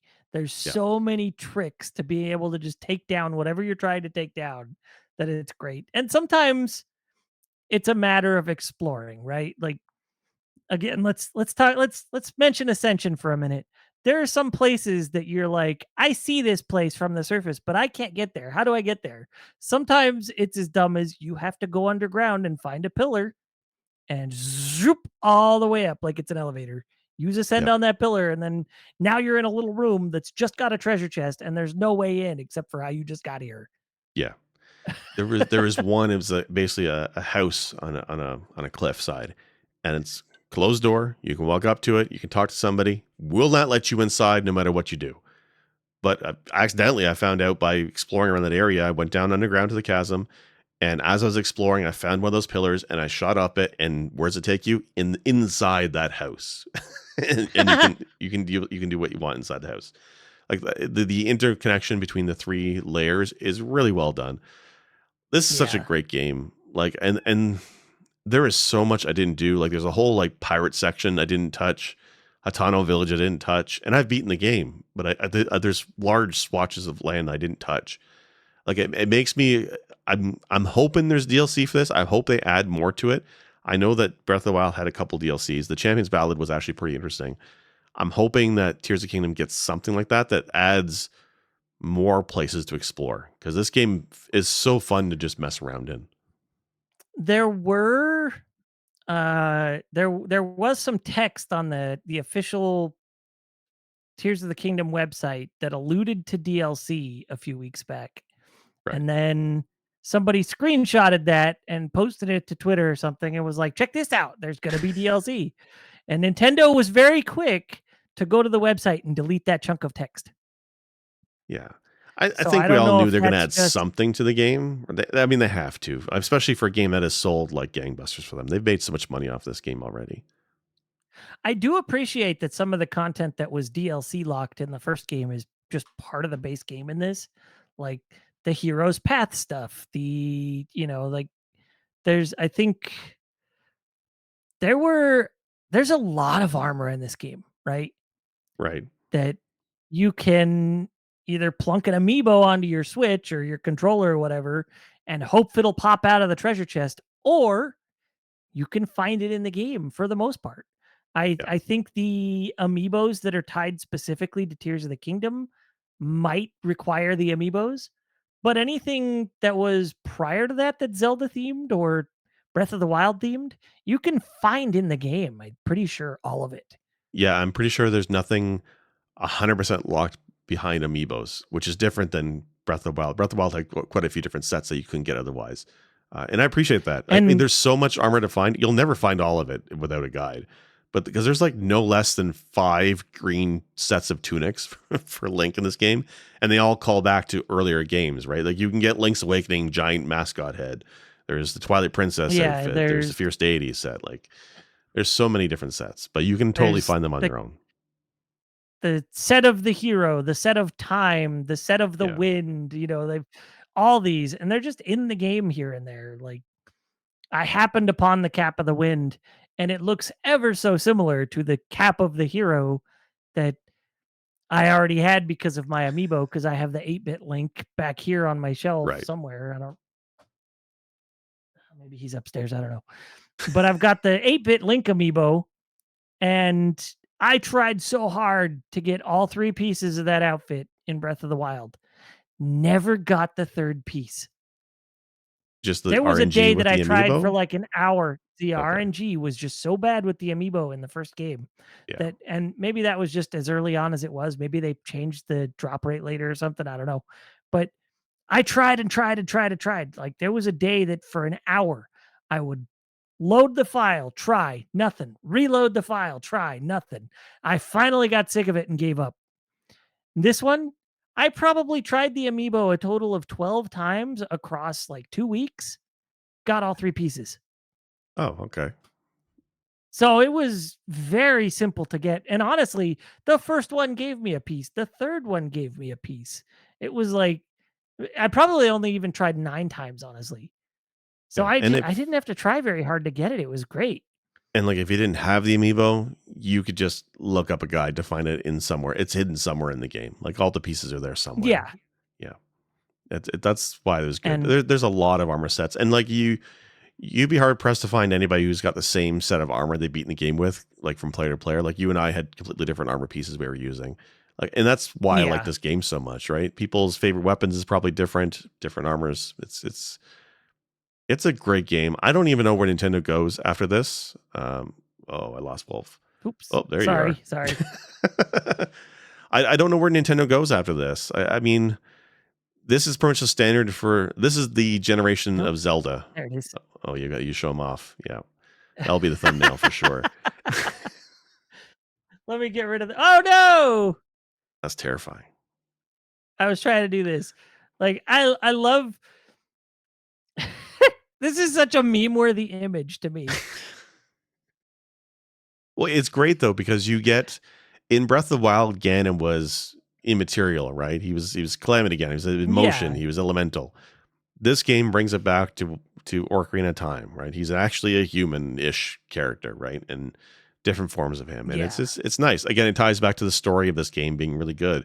What they do with Zelda and the Master Sword, and it's really well designed. Like that Yeah. sequence And is when you get the Master Sword is so fantastic and so much better than Breath of the Wild. Like they really outdid themselves with the story.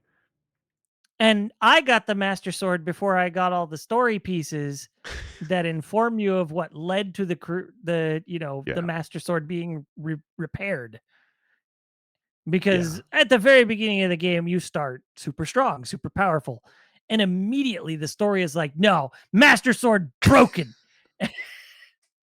I will say though, in Breath of the Wild, when you get the Master Sword, it always felt a little bit of lackluster because it broke way too easily and it didn't do as much damage as I would expect it to. In Tears of the Kingdom, yeah, it needs to recharge every so often, but it doesn't even have a damage number listed because it one shots like everything. Like it's a super powerful weapon.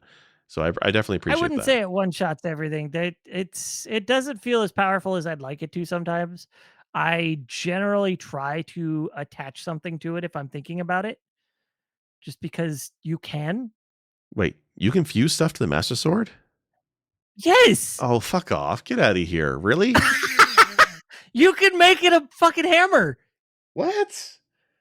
I didn't I know you did could it do by that. accident once. I meant to fuse a rock to something and I accidentally had the Master Sword on. Really? And then Shit. started swinging and I was like, Wait, that's the Master Sword. Okay, you can I fuse stuff to the Master Sword, and until the Master Sword breaks, it's fused with that item, what's the durability or like on until it? the Is it Master better? Sword runs out of its energy. Right. Um, I I don't know. It's hard to say Okay. because usually I attach an item and then just wail on something, Right. and it's usually something that's kind of a damage sponge, so I work through a good chunk of what the Master Sword's energy is anyway, or in some cases all of it because of a boss fight, and then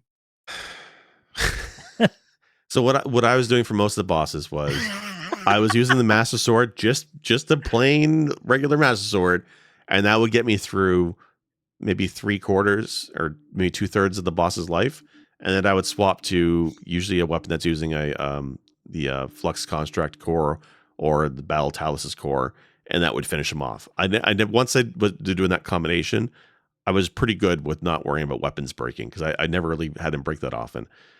Realizing Mm, I could be attaching those gloom weapons to the Master Sword would be wild because that would be huge damage. yeah. I did not. I don't know why. Now I that don't even I know why I know didn't even think the about trying that. That's wild. Now that I know that those drain you, I might take that gloom club and just stick it to the end of my Master Sword next time. It looks so stupid, but it's Because great. I I don't know what the damage number is, but I feel like it's somewhere to 40 to 60, somewhere in Yeah, there, because it's up it's there. high, but Yeah. it's not absurdly high. But yeah, if I stick that gloom club to it, it's probably damn near 100. So, and here's a question. So, did you ever find the Hylian shield? Um, no, I found the darker colored ones. They're not Hylian shields, but they look like it. I found a couple of those. The Royal Guard I shields. think so. Those are the ones I found. Yeah.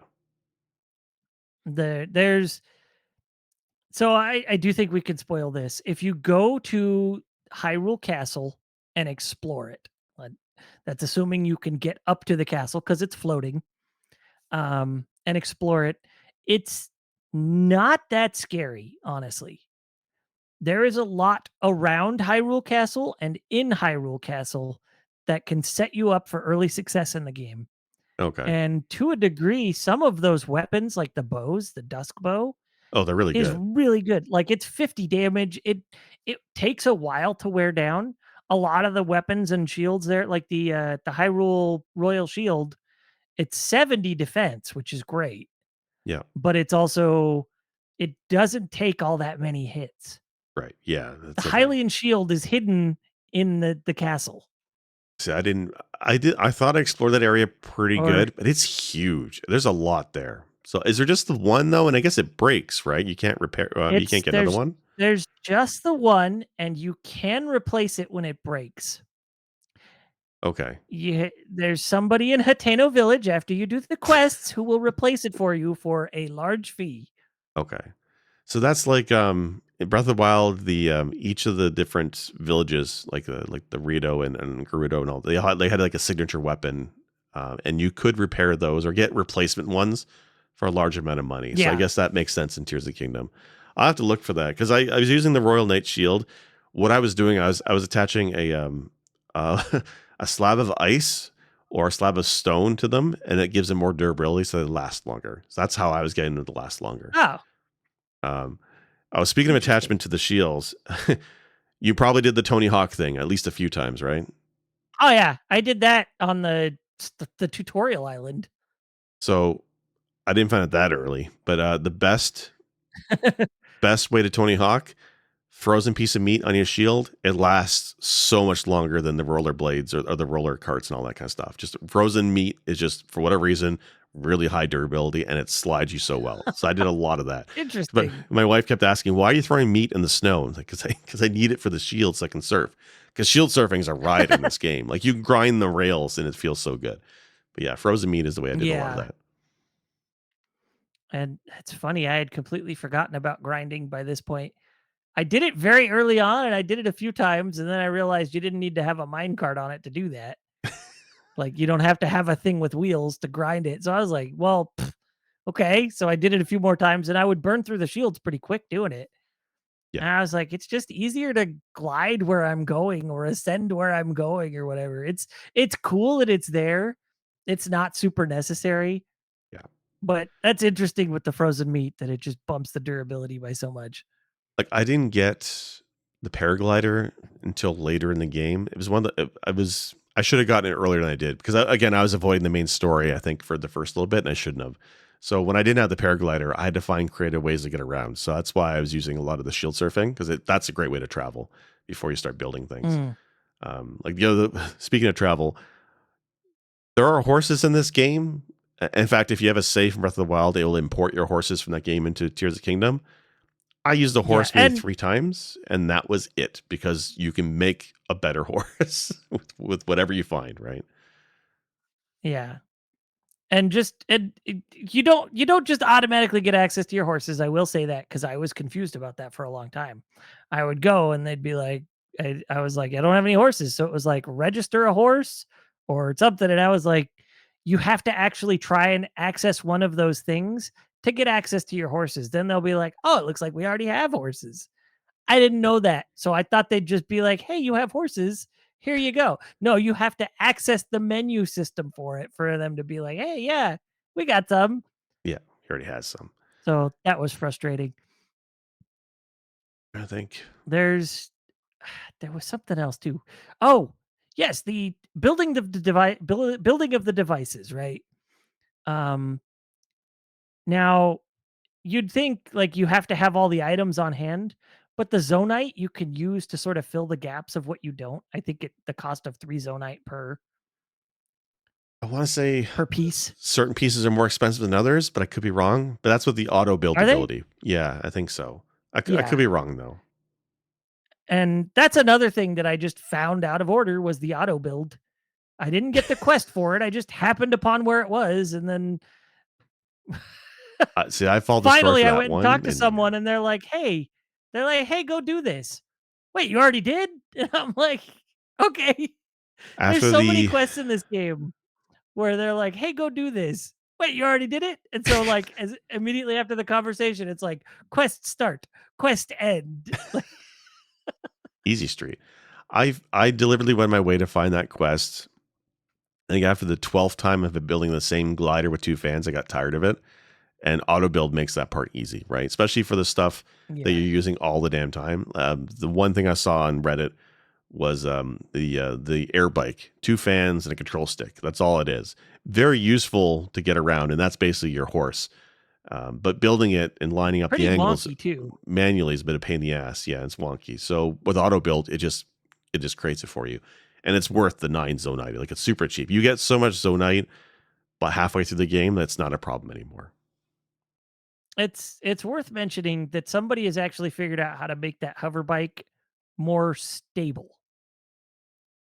How'd they do that? They apparently found a piece of an elevator from a late part of the game, and you can break that piece of the elevator off of what it's stuck to, and then you can attach it to stuff, and now you've got like a really steady hover bike that works really well. Oh, because once you've built it once, you can use it with auto build to pull You it every can time you want to use it. Okay. right. That's just wild, man. This game is great. I don't know, man. The And yeah, it's nuts. that's one of those things too is like the Breath of the Wild felt like a very big world already. Tears of the Kingdom takes that world and then they're like, all right, now there's a weird dark world version of that under it that basically mirrors the entirety of Hyrule, right? Yeah. And then you've got weird shit just floating in the sky here and there. So there's so much to explore. Yeah. And even then, it's easy to miss treasure chests that have really good rewards, like the Sage's Will, right? I'm sure a lot of those sky islands that I went to, I would see a treasure chest hanging somewhere and I wouldn't think anything of it. Well, I left all those hanging there. Now I got to go back to the sky and find them to get the Sage's Will so that I can get those rewards. And And I do say a lot of those, it's hard to kind of track where you've been and what you've killed already or what you found already. Like a lot of the Skylands have the flux constructs and they respawn. but the item that you get from killing them does not respawn. So I feel like it can be Yeah. hard to track those secrets, and that's why there's so many items and armor in the game, and it's so difficult to get 100% in this game. Like to find all of them would take you multiple playthroughs because it's just so easy to keep. It's hard to keep track of. Well, that's what the hero's journey mapping is for too. And here, I'll bring that up real quick. That's the path, right? That follows you on the map. Yeah, so let's bring that up real quick. Give this a second. There we go. So you can see, sorry, my Two controller controllers. disconnected. 1 second. Okay. So as you can see, it tells you where you've been, Right. and it even shows you like per that part of the map. Like it's pretty handy. So if you're like, "Well, have I been there? Have I been there?" I don't know, So but for our audio it's listeners, pretty Wolf handy. is showing the Switch map in Tears of the Kingdom, and it's like a glowy path, regardless of whether you're underground, above ground, in the And sky, of where you've been. not only that, but if you tinker with it, it'll take forever depending on how long you've been playing the game and you got to that point, but you can actually make it rewind or play through what you've done. You can go all the way back to minute 0 and track all your Oh, really? movements and watch Okay, Link do that's all interesting. the things all over Hyrule, and then if you fast travel somewhere, you'll see it go foop, foop, and then continue on. Oh, interesting. Okay, It's pretty wild, but oh my goodness, is it time consuming, and I did right. that probably at about 40 hours that I first experimented with that, and it took me just like 5-10 minutes to rewind all the way back to 0. Yeah, the problem I had is my wife and I were playing the game. We did the story stuff together, but the random exploring we kind of just did on our own when we were free. And it's frustrating because there are some shrines that I did and she didn't do, so she missed out on. And there's some chests that she found and I didn't find, or I thought I didn't get yet, but when I beat the boss or I did the puzzle and I got there, it was already taken. And that's why we tried to have a system of marking chests that we still need to get, but we never did it consistently. I wish there's a better way of Ah, tracking that kind of secrets and stuff because it's like Skyrim, right? Like Skyrim was like that, which is a massive map, all kinds of hidden stuff. But Tears of the Kingdom, the hidden stuff, a lot of the hidden stuff is stuff you really would like to get from a collector side of view. Whereas yeah. Skyrim is kind of like there's not as many items to get. So That's okay, so that's a good point, is in the sky like, the treasure chests, a lot of the treasure chests can feel underwhelming. You open it up, and it's an opal or an yeah, amber, or, you open it up, and it's like a Sundelion, or it's sometimes it's just something dumb that you're or like, "I coulda gone to arrows. the sky and picked 3 of these."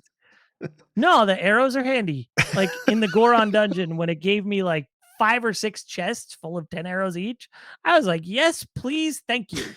But So opals are great because opals actually are really high damage fusible items, which are really great early on. The gems, rubies and sapphires, a lot of the game I got through the extreme environments I got through because if you put it on your shield, it gives you that permanent resistance to the weather.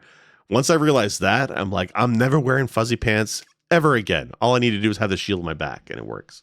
So that was pretty awesome. I did that with a weapon, actually. I have a weapon that I just keep a ruby on for when I'm in cold places. Because Yeah, usually if I'm in a cold place, it's because I'm diving through it and I want to wear the glide armor. right. Did you get the glide armor? I got parts of it. I think I got two of the three pieces, I think. You go so fast across the sky if you've got all Really? 3. Oh, damn. And Okay. then if you upgrade it all and get the bonus, it makes you splat proof. So you can Superman jump from the top of the sky island and just land without even gliding. Yep. Mhm. That's pretty funny. You can just, yeah, boom, get up. You're fine. That's pretty. That's like out of the Matrix. That's pretty cool. Yeah. See, there's a lot of those I have to find. The thing I thought was neat is even something like the Wizrobes in the game. They drop basically magic wands, and you fuse the magic wand with a gem, and it becomes a projectile weapon. I thought that was neat. Right? You can get your own homemade Yeah. fire magic wand and stuff, or a lightning wand. Um, oh, some enemies instantly die if you have the right item. So like the ice Yeah. lizards Well, and that whatnot, just one flame item and they die instantly. Like stuff like that is in the game Well, too. I think that was kind of the case in Breath of the Wild because Breath of the Wild had multiple types of arrows. So if you had a fire arrow and you shoot an ice, what, Lizalfos or whatever Right. the lizards are called, you shoot one of those with a fire arrow and it's an ice one, it just immediately disintegrates. Or vice versa. If it's a fire one, you shoot it with ice, disintegrates. I didn't know And that in that's Breath of the still the Wild. case in this one. Yeah. Yeah, that's still the case in this one, but now it's like you shoot it with a fire fruit attached to your arrow. You Right. shoot it with an ice fruit attached to your arrow or whatever. Like it's super easy. It's very convenient. We were laughing early before this episode recorded. So Nintendo basically at the time of this recording, if you went to the Switch's news section, that there's a channel for Tears of Kingdom, and if you click on a link, it basically unlocks items in Tears of Kingdom. Don't get too excited. You get two whole dazzle fruit. That's all you get. Which with a cool system for getting items outside of the game to link to the game, but they give you dazzle fruit. But I didn't realize until just a few minutes before we started hitting recording that dazzle fruit can instantly kill the skeleton enemies. I did not know that, so I have to try that out. Huh. So Interesting. some of that stuff is really I didn't interesting. know that So either. the other item was Muddle Buds, super overpowered on Lionels because Lionels are just a pain in the ass when it comes to like because they usually what happens is up close they just murder you, but as you're trying to run away from them, they can snipe you with 2-3 arrows and just one shot you. But if you muddle bud them, which confuses them, they're still deadly up close, but they won't fire the arrows at you, so you can run away. So I use muddle buds for a few of those as well. Oh, So interesting. the game is like full of that. Like there's dozens and dozens of items in the game, plants and all that kind of stuff, and they all have some kind of effect, whether it's fusibility changing things or just throwing it and it does something to the enemies, like smoke bombs and the octorock balloons you can attach to enemies and stuff. Like it just wild of a physics playground that this game is. And it just this is I know that people are saying like okay, 6 years for this game to come out. This if this game came out a year ago, it would have been half a game. It would not have felt as great as it is today. They really took the last year, and you can just tell that they polished the hell out of this game. It's like they went and looked at Yeah. every system mechanic in the game and just gave that once over of, wouldn't it be cool if it does this now? Or what if we add this just cause? Just small little touches that have added up. Like there's just so much polish in this game, and it feels just so fun to experiment with everything in the game. Yeah, and the different regions don't feel just like different biomes. They actually feel different. Like you have, the weather, like the effects and how this your view is affected when you're in that area. It Yes. feels different. Like you come across different hazards. You have to have different equipment. And I know a lot of that is true for Breath of the Wild, but like the different villages, in Tears of the Kingdom, you go to Hateno Village. Well, they've got all this turmoil between the fashion designer and the mayor, and so you have to sort that out. And you end up coming up with a new item in the game. Like you help the farmer in part of what you're questing for Right. develop cheese. And so now cheese is an ingredient you can use for cooking. And Really? then Okay. after everything, you can grow a type of pumpkin that does similar to what the Sundelions do. Oh, I didn't know that. Okay. See, Yeah. So like there's so many things. And then you go to Laurelin Village, which was present in the first game. In this one, you have to rebuild it. It's been taken over by monsters and it's yeah, demolished. So you go through the quest of killing the monsters. And then you have to go through the quest of gathering materials to rebuild the village. And then you actually rebuild every structure. And it's not like that's rebuild. You're not sitting there like yeah. clunk, clunk, clunk, clunk. Here's a house. But the guy's like, I need a strong central pillar. So you're like, all right, that plunk. Here's a log. Yeah. And he's like, all right, now I can build it. Yeah, that's what. So that's those are the two sections I did not touch, and I really want to. This is one of those games where I'm gonna want to do a second playthrough, so I kind of wanted to leave something that I have not played or seen before in that second playthrough, and it sounds like I have Mm, several big chunks to do. I'd also love to do a you're challenge run gonna of this with minimum hearts to see if I could do it. I like doing 3 heart challenges in Zelda games. I don't know if you can do that in No, this or thank you. not, but I would love to try that. You can because there was a I guess you could call it an exploit. It's not really an exploit. It's sort of like a degree of grace from the game, where if you're at full health, you cannot be killed in one hit. It'll take you all the way down to a quarter heart and leave you Okay. there. So as Oh, long as you can okay. heal up 2, 3 hearts again, you now have another hit. So Interesting. it's a degree of, and that was a problem I was running into a lot early on. Was, since I was exploring the sky so often, I had fairies, but if I would take a hit and boom, be down to just quarter heart. Yeah. And then if I took another hit, there went a fairy. And I was like, oh, okay, well, I guess I should heal those hearts back up, because there was a long time where I only had 4 or 5 hearts and I'd take a hit and down to quarter heart. Yeah, there's So there's definitely some that's still mobs that just present. brutally murder your health bar. Like, it seems like no matter how many hearts you have, they just hit you for a lot. But that said, I didn't die that often. Like I said before, I didn't die during any of the boss fights except for the last boss.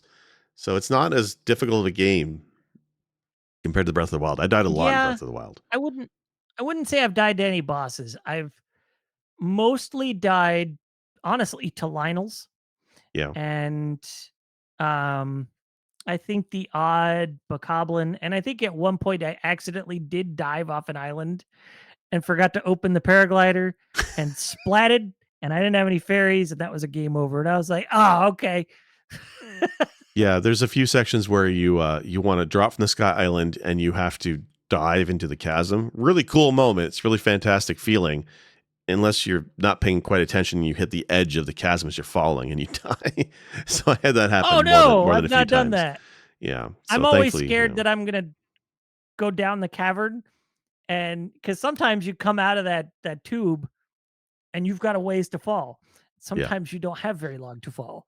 yeah, So, yeah. Sometimes it's so the not very first much of a thing I do drop. as soon as I exit that tube, I'm like, okay, bright bloom seed.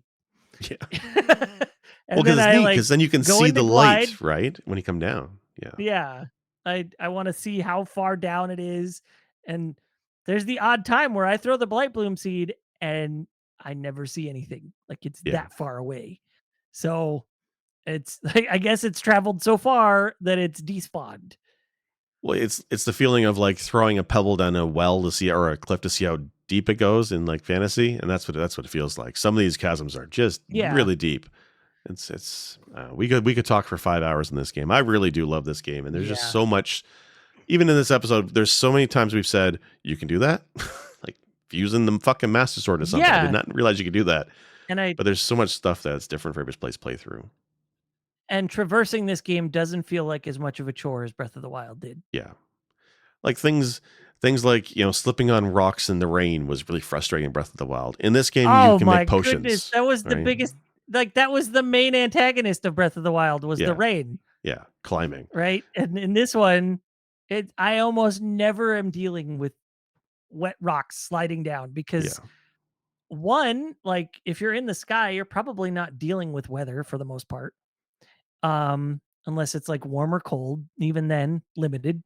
yeah, If you're underground, you're usually not dealing with the rain. yep, So you're not experiencing rain nearly as often, but you also have so many more tools at your disposal to traverse the land that it's not just walk up to the wall and Spider-Man the crap out of it. It's you could find other ways up. You could be yeah. creative. Well, like you find any divot in the wall or cave or boulder, and you can ascend through it to the top, Yeah. and that's what they Ascend is tell you, super right? handy too. Yeah, and you just have to again. You have ascend, you have recall, and you have stasis. Like recall, the biggest tip, the biggest mind blown thing early on for me was when somebody told me, "Oh, you're having trouble getting a glider to take off. Just take a glider, use Ultra Hand, raise it in the sky for a few seconds, put it down, and then step on it and recall it, and the recall will take it up in the air for you so you can fly." Like that was I never like thought to do that. that's like 3D chess of game design, honestly, dude. Like that's when I'm like, Yeah, "Oh, that's how right? you do it." I'm like, "Shit." There are so many I it's shrines where I beat funny. it with that trick. Neat. That's pretty cool. The thing I use recall for is the rock likes. The likes that spit rocks. Right. Yeah, I'm like, "You spat a rock at me, okay, right back in your face. And then it breaks its shell. Oh, And then it spits another one at me, and I'm like, all right, right back in your face. And then it's stunned, and I run up and whack the crap out of it. that's funny. I didn't think of that because I've used that There's so trick many for creative bosses. ways to do Yeah, things. that's funny. I'm sure we've barely scratched the surface on this Yeah, episode of what kind of wild stuff you can do in this game. And yeah. my stupid news feed on my phone is just like every time I open it, I'm sure. Let's see.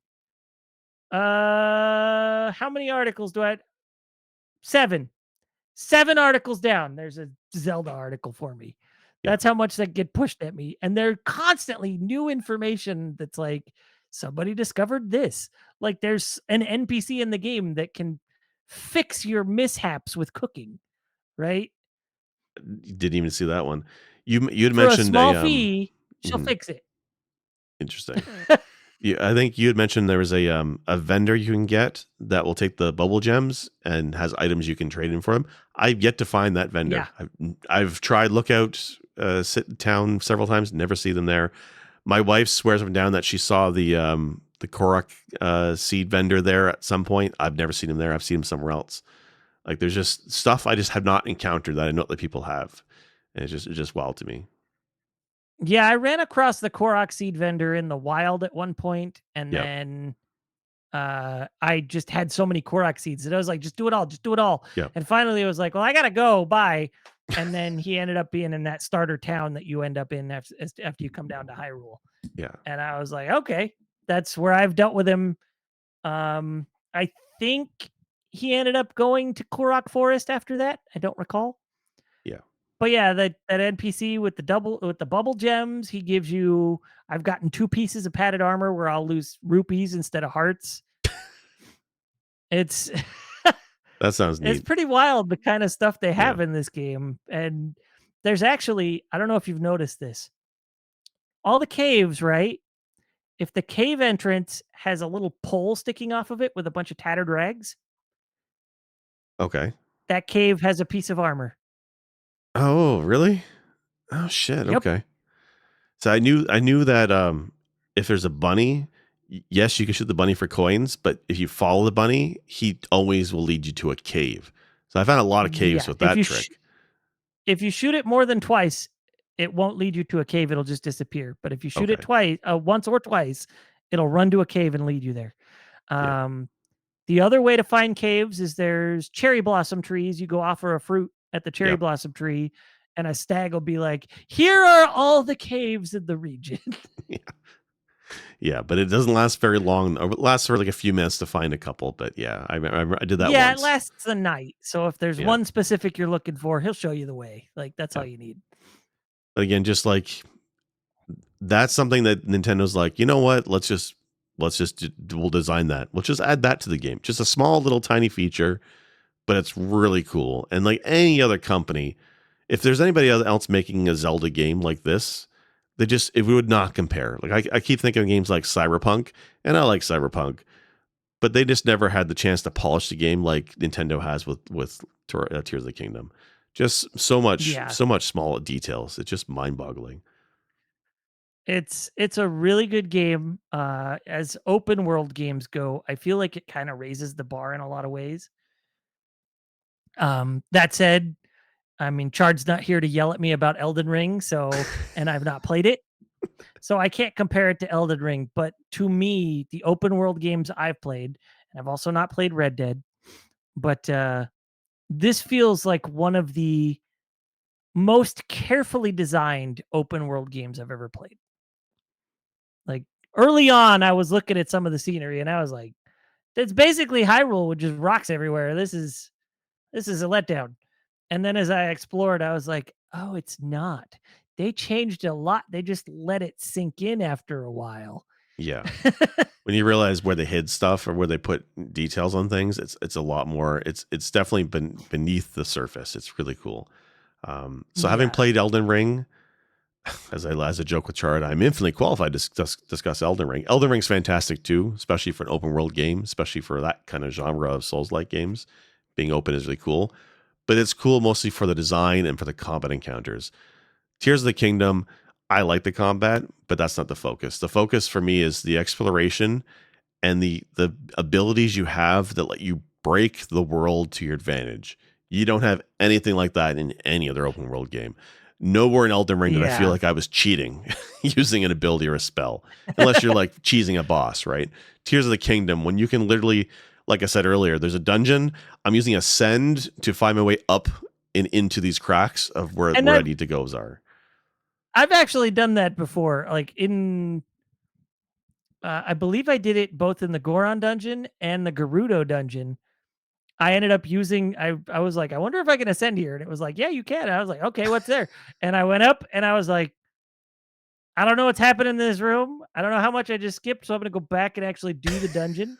And so I went back and it turned out it was like the final room with the Yeah. the the puzzle to solve to get you to the boss.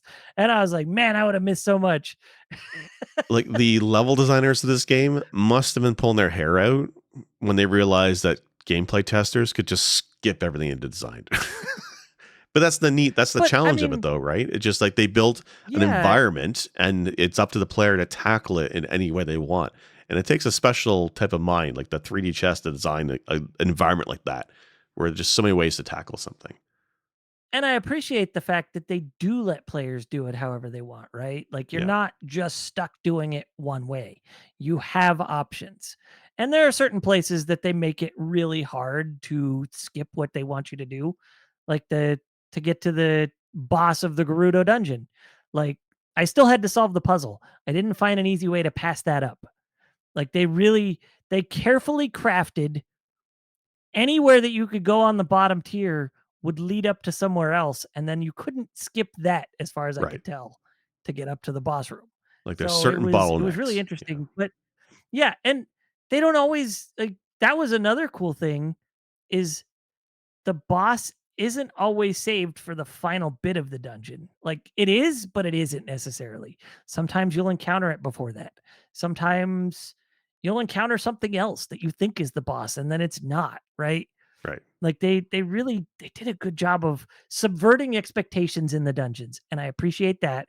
And they're so well thought out and designed for the most part. I, like you, got frustrated in the Goron dungeon, Yeah, but but at a point I was just like, ascend and glide. I'm not gonna bother with the mine carts yeah. anymore. But I like again. I still like how when you compare these dungeons to Breath of the Wild, they're so much better. Like when I look at a sequel, like the something that can carry the legacy of Zelda for the generation of the Switch, and compared to the N64, N64 had Ocarina of Time.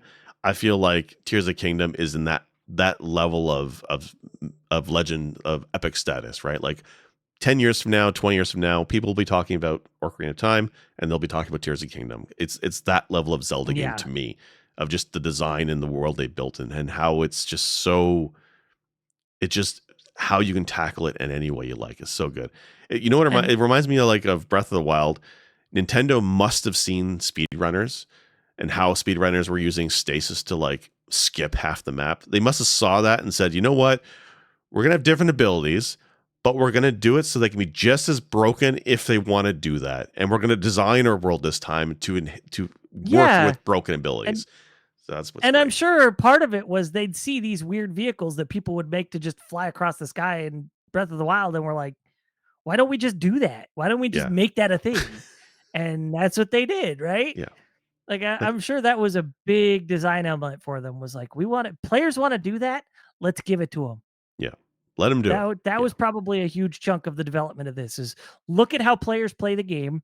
Let's find popular videos of people breaking it in different ways, and what can we make into a mechanic that everybody will enjoy instead of Yeah. making it, a slam your head into the wall until you get it right kind of thing. Yeah. Well, well, for So almost at yeah, 2 hours. yeah, we've been gushing about this for a while, so I think it's time to let people go cry in their own Hyrule. There's just so much there. Oh, I get the joke. I get the joke. Tears, cry. Very funny. Yes, cry rule. Cry rule. Yeah. It really is a fantastic game. All right. I don't even know where to begin with Nintendo and how they do the follow up to this. I'm sure the Switch 2 might have something, or maybe it'll be another 10 years, but this is such a step up on open world games. It really is. Yeah, and it's funny. One last note before we end this. I had been theorizing that the Switch 2 would not be announced until a few months after Tears of the Kingdom, because if they announce a console and then Tears of the Kingdom for the console before it, people are going to be like, "Well, I'm just going to wait for the next one." Well, Well, that's yeah. there's rumors now that with this Microsoft Activision merger, apparently documents have come out that it's expected for Nintendo to release a new console sometime in 2024. Yeah, and you know what? Timing works out though, to be fair, because it's been when did the switch to 2017? 2017. So 5 years. I mean, 5 years is a fair We're amount of time 6 to years have an deep upgraded in version this. of it. Mhm. We're 6 years deep in this, and it sounds like the next iteration of the Switch is expected to be on par with like PS4 Pro, Right. which will be a massive jump in improvement. And to be fair, like the Steam Deck, the tech in that is at this point like 2 years old, and Yeah. that's somewhere between the PS4 and the PS4 Pro, and it runs games really well because it doesn't need to be running at 4K. At Yeah. 900, 1080, 720, whatever numbers you're playing with, it doesn't have to be as powerful. And so it can run games very pretty in that resolution. Also, Nintendo has And always so, been really great with eking out the ability of their hardware, and like I was yeah, worried about Tears of the Kingdom performance issues because Breath of the Wild had a few areas that were really bad for frame drops, and while there's like one, maybe two sections in Tears of the Kingdom that maybe dipped in frame rate, we're talking after over 150 hours, it's not an issue. Like it's been I have five seen, years, and it just feels great, right? I honestly can't even remember a point where I got bad frame rates in Tears of the Kingdom, like where the frame rate dipped rather. Because, some people will be like, well, the game only runs at 30 frames per second. That's bad all the way around. Shut up. Well, it's a Switch, like honestly, yeah, Yeah, it's a Switch. What are you expecting? Like, you're yeah, not like nobody's picking up an iPhone and being like, I need 4K gaming from this. No, yeah, you're expecting phone quality games from your phone. You're expecting Switch quality games from your Switch. yeah, I have not noticed any frame drops in this game playing through it after over 100 hours. And I noticed a lot of frame drops in Breath of the Wild when playing through that one. So yeah. they've really figured it out. And honestly, I feel like there's a lot more particle effects in this game than there were in Breath of the Wild too. The graphics are Like the definitely cloudy better. weather and Yeah, fog and everything. Like there's so much going on and there's not the frame drops that there were. yeah. So they did a good job with this. I know people are mad at Nintendo for one reason or another, and that's fair. But Tears of the Kingdom as a game, fucking phenomenal. Yeah. That's where I'm Like gonna leave it. say what you want about Nintendo's lawyers and all the other shit going on with that company, but yeah, the game itself, this is the best game I've paid for, I bought in a while, best game in years. I mean, I'm pretty sure it falls within my top 5 all-time games. Like it's that good. For me to say Breath of the Wild, don't worry about it. It's a footnote. Go play Tears of the Kingdom is saying something. This game is really something else. And for me, Breath of the Wild had become my favorite Zelda game. Yeah. Like for me, I used to distinguish between best 2D and best 3D Zelda. And then Breath of the Wild was like, nah, it's just a best Zelda now. This so far outperforms Tears or Breath of the Wild. Tears of the Kingdom is the definitive Zelda game at this point, in my Yeah. opinion. And I still have to go back and play Twilight and Skyward because I've never played them. I'm sure I'm gonna feel a little sad playing through those now, but Well, the bar is it so is what it high, is. right? But yeah, but they're also different games. But yeah, like story, But I the mean, if I go graphics, when I yeah, play when I finally play Skyward, I'm not gonna expect Breath of the Wild or Tears of the Kingdom. I'm gonna expect a Wii game. So I'll know what I'm getting, right? So that's a lot of people can't disconnect that either. And I'm not right. saying our listeners, I just mean in general. There's a lot of gamers out there who are like, "Oh, it's an old game, I don't want to play it." Yeah, we have to But measure it against yeah, it's Tears the products of their time, right? For sure. yeah. Anyway, I think we've gushed about this game enough. I think we can close off this episode. Is there anything special you'd like to mention that you're doing? That I'm finally done Tears of the Kingdom. Well, done for now. I'm probably going to start another playthrough next year. I'm kind of hoping for the DLC to come out because you know what's coming, and I want to play through it Oh, again. yeah, I'm And sure. it's just a really fantastic game. But otherwise, this is a pre-recorded episode, so we're not going to do the Press Me Top 100 for this one. Um, Yeah. Plus, it's been 2 hours, so I We think need we're to wrap good. this one up. Yeah, We have a problem when it's you and me, we just gush about the game for too long. it's because we only play good games. That's the thing. Not like the other guys in charge playing these badass games that nobody likes. Elden Ring, Red Dead Redemption, Final Fantasy. No, screw those games. Zelda is fantastic. But yeah, this is awesome. When I'm done with Tears of the Kingdom, I actually just picked up Final Fantasy 12 for the Switch so I can finally play through it because I never bothered playing through my PS2 copy. I heard that's a good So one. I'm like, I'm gonna play it finally. So I've been wanting to play it for years. I played it for like 8 hours and I loved it, but I think I got hooked on something World of Warcraft again back in the day. So That would I'm do gonna it. be playing through Yeah. 12 again here real quick. All right. Oh, and I'm playing through Resident Evil 6. My You're doing buddy it and I finished co-op, right? 5, so now we're playing, yeah, we're doing co-op 6, and it's a game.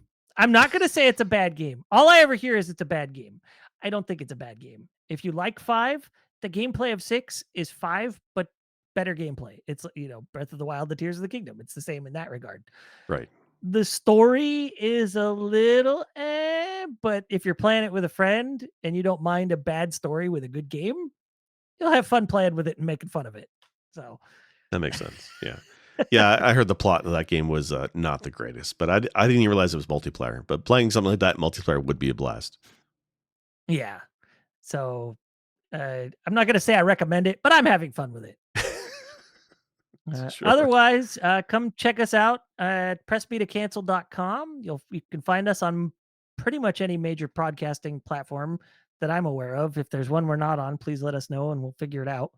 Yep. And then come check out our Discord. Join our Discord. Tell us what you want to hear about. Tell us why we're wrong. Tell us what we forgot about in Tears of the Kingdom. Whatever.